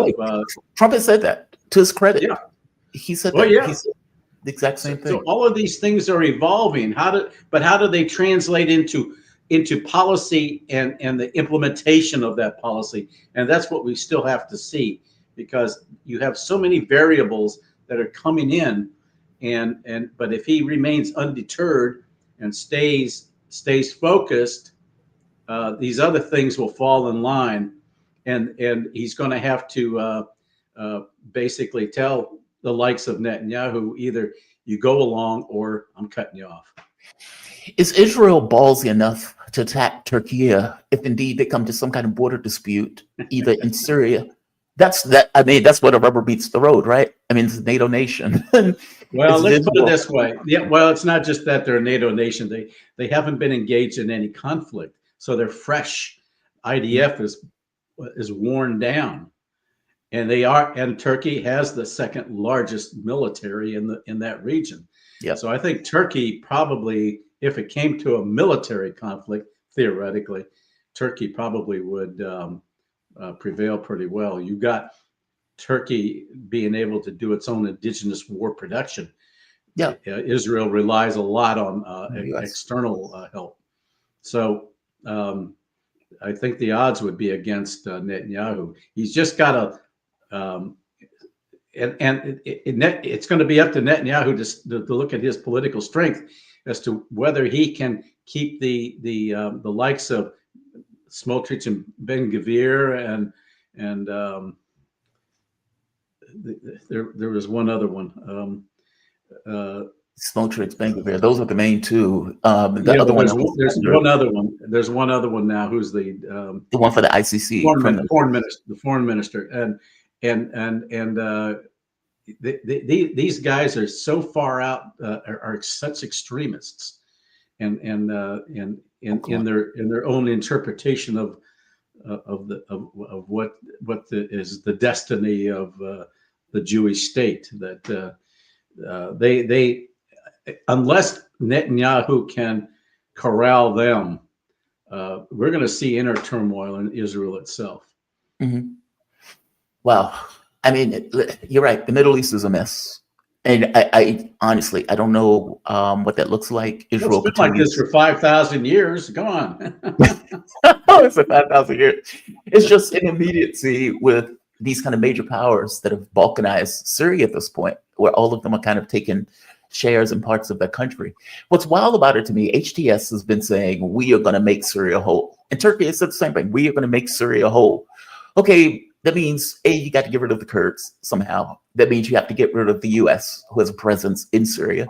Now, the U.S. may pull out under Trump. Trump doesn't seem to be all that hopped up on Syria. I mean, even the last time he was in office, he pulled back on Obama's attempt at regime change, even though he kept the oil. I have a hard time framing what that looks like going forward. So I agree with you. It could be a mess. And it could, both Turkey's expansionary aims and Israel's expansionary aims could come to loggerheads, which again puts the U.S. in this weird position of having to be a kingmaker and try to keep these two out of each other's throats. In that regard, I think Trump because of the complexity of all that, may just yield to someone like Erdogan to let him do his thing. Yeah. And so that he can focus on other things. Look, Trump has made it clear that his focus is on renewing America and trying to get us back. But if we're all fighting foreign wars all the time, look, the amount of money that we've sent to Ukraine, 250 billion, is what they're now estimating is going to be the cost to rebuild in California. Wow. Just think about that. All of that money. And you think to yourself, what do we get out of it? And what do you have to show for it? Losing war. 500,000 Ukrainians dead, 100,000 Russians dead, all of that territory lost. I mean, like the calculation of it is just astonishing. By the way, and that doesn't include reconstruction. No, it doesn't. It doesn't. How do you think he's going to ultimately, I mean, for one, do you think Trump is going to be able to end that war in Ukraine? He does seem to have, at the very least, created a context of language to describe it that is more along the lines of, well, NATO expansion was a red line. Everybody knew NATO expansion was a red line. Like, at the very least, he started to accept the language of it in a more honest fashion, which is what is necessary, as opposed to Putin just wants to take over all of Europe. He wants to use 150,000 troops in order to take over Europe and go to the France, the border of France.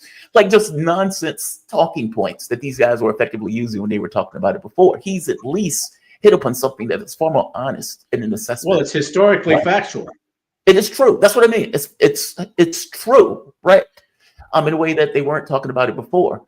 But still, it's the issue of how do you end it? That's the issue. Because Russia's not going to accept a frozen conflict. I mean, a frozen conflict. But you basically isolate Zelensky to the point where he has no further options. You begin to cut him back. The Europeans can't support him alone, and they've conceded that without the United States, they cannot do it on their own. So just by attrition, this thing is going to come to I think, could just come to a logical end, because he doesn't have, Ukraine does not have the infrastructure to manufacturing infrastructure. Europe so you're not thinking of a political solution. You're thinking that they're just going to come to an end on the military, like the military is going to collapse. Well, his military is on the verge of collapse, and the Europeans themselves, they're really and they're beginning to get pissed off at Ukraine, because Ukraine is trying to hit that Turkish pipeline, Turk Stream, right? And Turk Stream, and that is the one stream that goes into Europe. And that doesn't bode well for Zelensky and maintaining a friendship with the Europeans. Like, you want to cut off our own energy just to spite your own face. They're not going to buy into that. Look, the United States is I think Trump is going to raise the ante on NATO. He's going to say 5%, or I'm not playing ball with you. And the Europeans are going to just say, we're just going to have to, we can't match that. And because we have our own indigenous buildup, we've got to do for ourselves, our industries, they're short on gas and what have you. And the Europeans already see that what Zelensky is doing by aiming at the Turk Stream, it prompts the United States then to start selling LNG at even higher prices. Yeah. And that's just going to absolutely bankrupt Europe. It's going to bankrupt them. Because they don't have any other alternatives. And if that pipeline especially is finally hit. Mm-hmm. So the Europeans may basically also tell Zelensky that the game's up. It's going to come to a slow demise, in which Zelensky or whoever succeeds in, or there could even be an internal uprising within Ukraine itself, in which other folks say, look, Zelensky doesn't have any authority anywhere. He's under martial law, but his term expired way back when. Yeah. Last May. Yeah, of last year. So, and the Russians have already said they're not going to negotiate with him. So it's these are, and Trump is probably thinking, why do I want to get involved in all this? I'm just going to end it. Yeah. And move on. Yeah. I mean, how does NATO, I've asked this question before to people, but I'm curious about your take on this. How does an organization that was set up in order to be a bulwark against the Soviet Union, and they go on for what, 50 years or more, give or take, they finally have a major contest against a vestige of the Soviet Union, which is Russia, which is not as powerful as the Soviet Union. The Soviet Union was massive, had multiple countries, so Russia is smaller. And yet, Russia is outproducing them 3-1 and has effectively crushed the proxy that they were using to go after Russia. Like, that's astonishing to me. How does NATO survive that level of humiliation going forward after this war? It doesn't. It's going to crack up because it's going to probably, my personal view is that it's probably going to fracture into smaller defensive alliances. Yeah.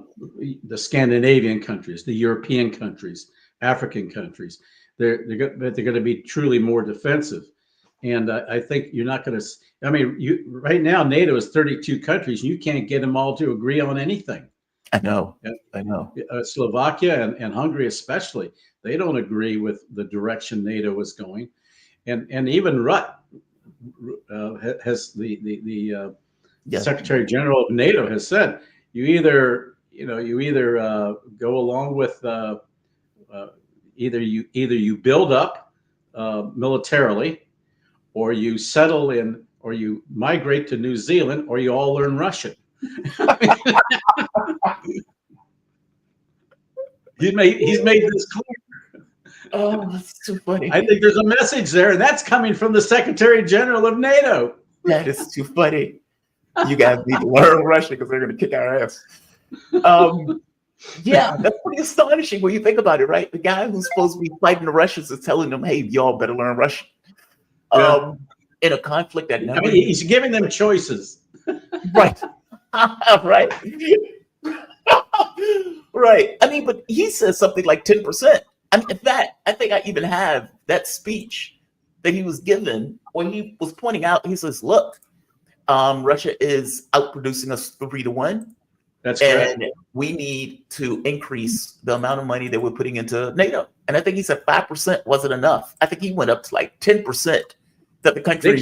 They can't even, half of them can't even do 2%.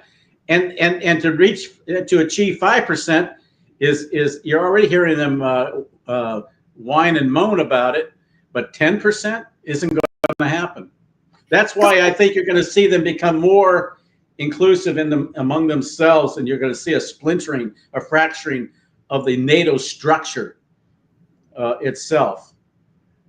Ultimately, individual or these smaller defensive groups. Yeah, there'll be smaller defense alliances. I think it's going to evolve into that because and with Trump just beginning his term, he'll have 4 years. He's going to make it, and he's already agreed. He's already agreed that, look, NATO expansion is what caused the Ukraine war. That's and right. He's right. And Putin warned the United States, warned Biden, but because he was under the influence of the neocons, particularly Victoria Nuland and others, they talked down to the Russians. That really, and didn't treat them as an equal, a strategic equal. That's what's going to happen. I think Trump is going to treat Xi Jinping, Putin, as a strategic equal. And I think and you're going to have 3 adults in the room finally. They're all coming back to the room now, and they're all going to work together. They all respect power. They all are powerful people. And Trump doesn't believe in leading from behind. Mm-hmm. He's made that clear in his first administration. And when you see how he's acting now, acting preemptively in getting his administration going, it means business. Yeah. And he's not gonna wait for events to happen. He's going to take preemptive action so that he can control events rather than events controlling him. Yeah, he's elected to do it. This is Mark Rudd. Listen to what he says. Fascinating. They were administration is that they were the ones pushing us for more defense spending. They were successful at this, and they were right. I mean, we did not spend enough, and now luckily we are overall close to the 2%. The problem is, of course, that in the meantime the 2% is not enough. And some of you asked me, okay, what should it be? I don't want to commit to a number, but as I said in my Carnegie talk after my speech, when you look, so let's say at a sort of first glance at the capability requirements emerging from the internal planning process within NATO, it will be north of 3%. But then you're right, if you do joint buying and making use of the NSPA, Luxembourg structures and everything else we have within NATO and the EU, you can deduct joint buying, you can deduct innovation. For example, Ukraine is experimenting with new radar systems, which are extremely less expensive than some of the more traditional radar systems to detect enemy missiles coming in. Just one example, if you do that. This money that he's talking about, that these European states don't pay now, like the 2%, Donald Trump was chiding them because they weren't paying their 2%. Right. He's talking about like 10%. In this statement that he was given, he points out, let's see, right here. It says EU countries would have to spend up to 10% of GDP on military needs instead of the current target of 2% if they want to create a defense system outside of NATO. So basically, like if you want to do something that is not NATO, if you want to do your own thing, then that's going to cost you more money as opposed to just putting the money into NATO at the 2-3% or what Donald Trump is saying now 5%. It says right here, quote, it would have to be something like a European NATO, but then forget about the GDP. Then you have to increase defense spending to 10%, from 8 to 10%. This is what. Well, if they want to do their own defense, right? But you'd see, he's saying all of NATO barely does 2%. Exactly. Trump is saying, okay, I want it at 5% as NATO, but they can't even meet that. So inevitably, what they're going to have to do is split off, and I think you're going to see a fracturing occur here. They're not going to be able to work in unison. And for what purpose? What Putin has demonstrated, he does not have territorial designs of taking over Europe. Exactly. He hasn't taken over all of Ukraine. You've got other countries in the West already that are trying to lay claim to portions of Western Ukraine because they don't really regard Ukraine as a, come to think about it, they do not regard Ukraine as a separate entity, sovereign entity because of the population that speaks languages such as still Polish, Lithuanian, Hungarian. So, you know, you're going back centuries, as I've said before, when you had the Lithuanian Polish Republic or whatever it was called. You know, these are centuries old things, and people have settled there. So the question is, what is Ukraine? Because what Donbass and Luhansk are all Russian speaking, and they voted to be annexed to Russia. They voted. As much as Blinken and company don't want to respect that and recognize it, it is a fact. And it was acknowledged, as well as in Crimea. These are Russian speaking peoples, and they voted to return to Russia. What does a new security architecture of Europe look like? A mess. Because that's what Russia wants. I think he wants a diminishing of NATO. I think that if that doesn't happen, you're going to see the emergence of more of a Eurasian defense alliance, maybe under the auspices of the SCO. And Turkey's part of SCO and what have you. It's going to mean ultimately a fracturing of NATO, but I don't think it'll come to that. I think the Europeans, for their own survival at this point, are going to want to circle the wagons for themselves and be able to do what's necessary to survive and rebuild themselves, because they recognize that all the expenditures that they put into Ukraine have amounted to nothing. It's actually strengthened Russia. They can see that, and Rutt is conceding that. He's trying to be realistic for once, I think, more so than Stoltenberg ever was. Stoltenberg wanted NATO to be the defense alliance for the world. I mean, yes, they wanted to move to Asia. From the they wanted to move to China. Outer space. I mean, he was talking. It's as though he had lost his marbles.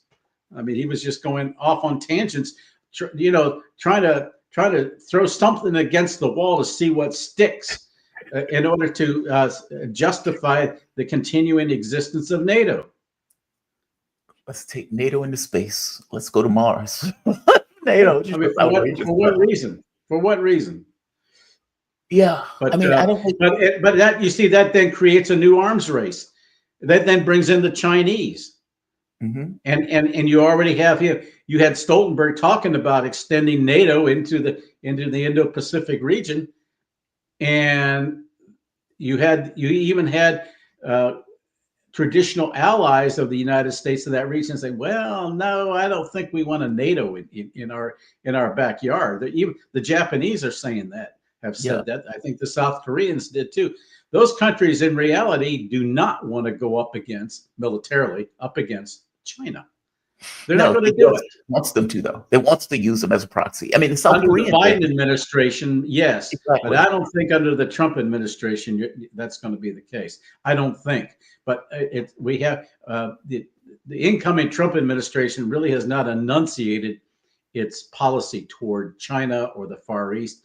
Well, in one sense, they have in terms of economic competition, and you have Trump talking about wanting to what good friends he is with the Xi Jinping. So a lot of this is personality driven as well. So this is something we're going to have to see how all of this comes together, and in which they begin to sort out things. That's why I think inevitably this is going to be you're going to see a revisionist form of spheres of influence in the world emerging. That's what I wanted to get into for to close us out. Spheres of influence. You believe that's why he's talking about Greenland. That's why he's talking about Canada, Panama, etc. Basically, America as a whole. If it takes over the entire North American continent, then we are a much major power. We are much more dominant in the world. It seems though that doesn't this imply weakness? Like, doesn't this imply that he considers the U.S. being in a position that is nowhere near the capability of being able to dictate terms to the rest of the world, let's say that it was in 2000 or in the 1990s. And his remedy for dealing with this is to effectively annex Canada, Panama, and Greenland. I don't think it'll come to an annex. I think ultimately it will be more of a extending of our dominant influence in the region. For example, the Greenlanders are already talking about, and even the Danes talking about us extending massively our influence of bases in the region. I think they recognize the geostrategic importance of Greenland with respect to the Arctic, because that passageway is clearing. And you're going to have more traffic going through there. Plus, you have the Chinese and the Russians already there, and they have actually set up bases. In Arctic, in terms of being prepared, for, and you have the mineral rights issues that are still unresolved, and this is something the UN is trying to deal with, because Russia is going in trying to establish its domain over certain mineral rights. In the Arctic, but with the passageways, with the melting of the ice flows, you're going to see in the future more international commercial traffic in those regions, because the Arctic is the shortest point to all the capitals of the world when you look at it, and that's the same with the sending off ballistic missiles. If you shoot them over the Arctic Circle to a capital like Berlin or what have you, it doesn't take much time than if you were to shoot them laterally. And but if you go over the ice cap, it's a shorter distance. So it's going to that's going to have a significant military bearing there, and also the Russians have something like 40 icebreakers. We have 2. Yeah. And there's been no, and hopefully Hexeth will get on board and say, well, we've got to develop more icebreakers if we're going to be playing in the game. And I think that's probably inevitably what's going to happen.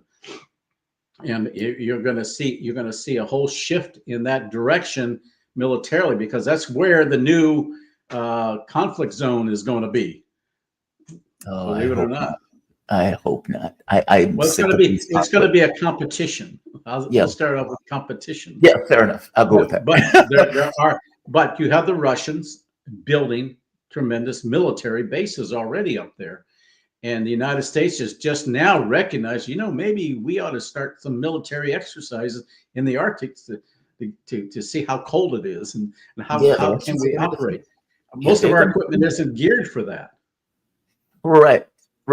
I mean, these are wars, though, that we hadn't necessarily, I would say, anticipated, or at the very least not in those regions. I mean, the Arctic had been frozen over for God knows how long. It's climate change. Well, that's why I think Trump is resorting to spheres of influence. He sees the strategic importance of Greenland. It is, and Denmark, which has no ability to defend Greenland in any way, shape, or form, recognizes, even without saying so, that the United States is the one that can really carry the ball there. I think that you see, Trump's approach is always to come off initially bombastic, come up with the idea, express the concept, to shock and once people get over the shock effect of what he's just asked for, like we want to annex Greenland or make Canada the 51st state, then they start negotiating back and forth. As far as I'm concerned about Panama, they're in violation of the treaty. We ought to just take it back. They should just take the Panama Canal back from Panama. So why are they in violation of the treaty? Because they're not because they are charging far more for U.S. shipping, especially warships. Secondly, it was given to Panama, not to the Chinese. The Chinese control either end, and that is also a means of them to acquire intelligence of our ships, especially our warships that go from the Atlantic to the Pacific. I get the sense that this is just an excuse for military action. I don't buy the Panama Canal is Panama's. That's my take. The shipping thing, okay, that's a cost issue. You can that's like saying if Elon Musk charges more for Starlink, then you could just take Starlink. I don't necessarily buy that. But fair enough. I mean, I know that's what Trump wants. I mean, I don't stay tuned. Stay tuned. Do you think he's actually going to go after and take the Panama Canal? I don't think he would have raised it unless he was willing to do it. Concerns about it. Yeah, I think I think Panama is on notice that they better start working with him real fast, or they will implement that provision of the treaty that allows the United States to take it back. There is a provision. Oh, there is. That I didn't know. So there is a provision in the treaty that the U.S. can assert so and so it's happening. Military takeover of the Panama Canal. In essence. super interesting. Man, Michael, man, thank you for this. I always appreciate your conversation. I always appreciate your point, your take, one way or the other. Michael Well, Maloof, I may be off on a limb on half of it, but it's okay. I still appreciate the take. I mean, you can be right or wrong. You still get the right to have a point of view, which is a lot of what this is, because we don't know what's in Trump's mind, right? That's right. And we don't know what's in many of these leaders' mind. We're only trying to look at what they're doing to try to come to some assessment of what they're thinking, and what this stuff may come out to be. Look, he did bring up the Panama Canal. I agree with you with the spheres of influence stuff. I assume spheres of influence was just right for obvious reasons, right? It's like everybody's going to have this place where they're the strongest at, and it's going to go out in these kind of waves of strength. If you could think of strength as like a field. I can give you an example. When I was at the Defense Department, Yeltsin didn't care about Central Asia, and we were able to move in and try to influence that region with our justice systems. In my case, I was training their border guards so that they could become independent and have their own border guard, and that prompted the Russians to withdraw.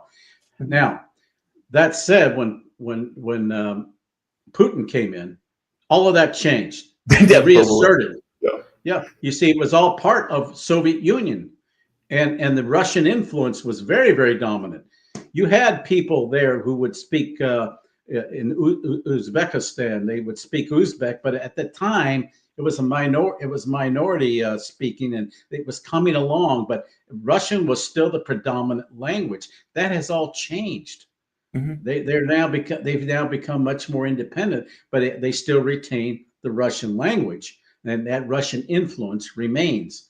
And we could see where, like Uzbekistan, having been just becoming an independent country at that time in the late 90s, early 90s rather, they wanted to assert themselves, and they would even Russian speaking and Russian types who were born in Uzbekistan basically were told, your services in the military and what have you are no longer wanted. We're pushing native Uzbeks, and we're going to be instituting the language. So I saw an evolution of this over time occurring in terms of influence, but they still retain that influence from Russia. Russia still predominates as a result of Putin beginning to come back after the Yeltsin era to reassert Russian influence once again, and that still remains. Wow. Michael Maloof, thank you, man. He is a former senior security policy analyst in the Office of Secretary of Defense, author, and regular contributing analyst on RT and other media outlets. He has nearly 30 years of federal service in the U.S. Department of Defense, and he is a damn good friend of this show. Thank you, Michael. I really appreciate it, man. My pleasure. Thanks for having me. All right. We have come to the end of this show, episode number 77, I believe, if I'm not mistaken. 77 episodes. Wow. We're moving along. We are moving along. I am going to end this. I want to thank all of you guys for joining me. Oh, we have super chats. All chats will be read. That is the rule. Does Blinken have a soul? Only the hairdresser knows. I hope he does have a soul. Michael, Mr. Ripley, I hope he has a soul, because I want him to burn in hell for an eternity for the shit that he did in regards to backing and running cover for this genocide. So yes, my deepest hope is that he does indeed have a soul, because I want it to burn. Daniel Drazinovich, super sticker. Thank you, Daniel. Thank you. I appreciate it. Canada, Greater Israel Project is for U.S. control of energy trade in the East Europe Gaza natural gas pipeline to Europe. Oil trans won't stop without a movement. Sean Brock. Sean, I damn sure agree with you on this. Oftentimes when there's this conversation, we talk about it like the tail wagging the dog. like it's Israel that pushing the US through the money that it's given and everything else. I think part of that's true, but I think part of it is also it's just US policy. Like Joe Biden said, if Israel didn't exist, we'd have to create it to have this thing that's obsequious to the West, this colony in the middle of the Middle East that we back, that we have this kind of fig leaf of, oh, golly gee, I can't believe that they did that. Well, I mean, what do you mean, golly gee, you can't believe that they give that? At the point where you're giving like 70 to 80% of the resources for them to do that stuff, then you can't necessarily turn around and say, golly gee, I can't believe that they did that. You're paying them to do that. You're backing them as they do that. So yeah, I agree with you, right? When you get these pipelines able to go from point A to point B in the Middle East, and you're able to get your hand on oil or water resources, the new thing that they've been taking in Syria, well, that's a big deal, especially when you have all of these Middle Eastern countries and you want something that is effectively in the middle of it that you can back. It's like your own military base in the heart of the Middle East. So yeah, Sean, absolutely agree with you. There's a new pipeline going from Qatar, if I'm not mistaken, right?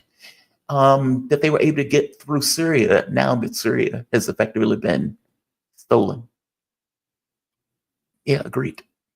Jabbar, VOC Media, Happy New Year, brother. Will you be getting, what is it, Red Note app since TikTok has been banned? So I'm glad you mentioned that. With them banning TikTok on January, I believe, 19th, a lot of people that were on TikTok have migrated to another app. What is it called? Red Note. I thought it was called Red Door, but either way, Red Note, Red Door. This new Chinese application as repudiation for them getting rid of TikTok. So it's like, okay, fair enough. You're going to get rid of the app that we were using. What is another more pro-Chinese app that we can find? Oh, here's one. Red Note. We're going to go to that. That's going to be the new app that we go to. So you have a lot of people who left TikTok and migrated to the new Chinese application as a FU to the US government for trying to get rid of TikTok for their own political reasons. So yes, to be fair, I'm not really using TikTok. I am old. I use Twitter and YouTube more than anything else. I think I do have an application on TikTok. I have a page on TikTok, but it's very rarely used. I might have like 2 videos on that thing. But God bless those people for doing that. For making that choice of saying, we're not going to take this line down. We're going to keep moving forward and we're going to find the next thing that we're going to move forward to. So yeah, think about all of those people that made a living off of TikTok. Think about all of those Americans that decided, I'm going to set up a business here. I'm going to make my money using this application by doing news, media, etc. And you get the US government that effectively ends their jobs purely for political reasons. Just astonishing. Absolutely astonishing. Sparky, make Ukraine Russia again. Well, Vladimir Putin is doing that. I mean, that is happening, right? I mean, if you remember, all of those regions that were under the auspices of Ukraine that were in the Donbass, well, the Minsk agreements would have kept those regions Ukrainian. They would have been autonomous to some degree, but they would have still been under the auspices of Ukraine. Not anymore. Not anymore. Those are part of the Russian Federation, just like any other part of Russia at this point. So make Ukraine and Russia again does seem to be happening. Didn't need to be that way, but it does seem to be happening. Sparky, don't leave a rump state called Ukraine, lest it remain NATO playground. Yes, carpetbagger, money, laundry, BlackRock property. Yes, and Russia is not, for that very specific reason. You know, when Mark came on, when this first started, I used to ask Mark, how do you end the war? Meaning, how do you end this?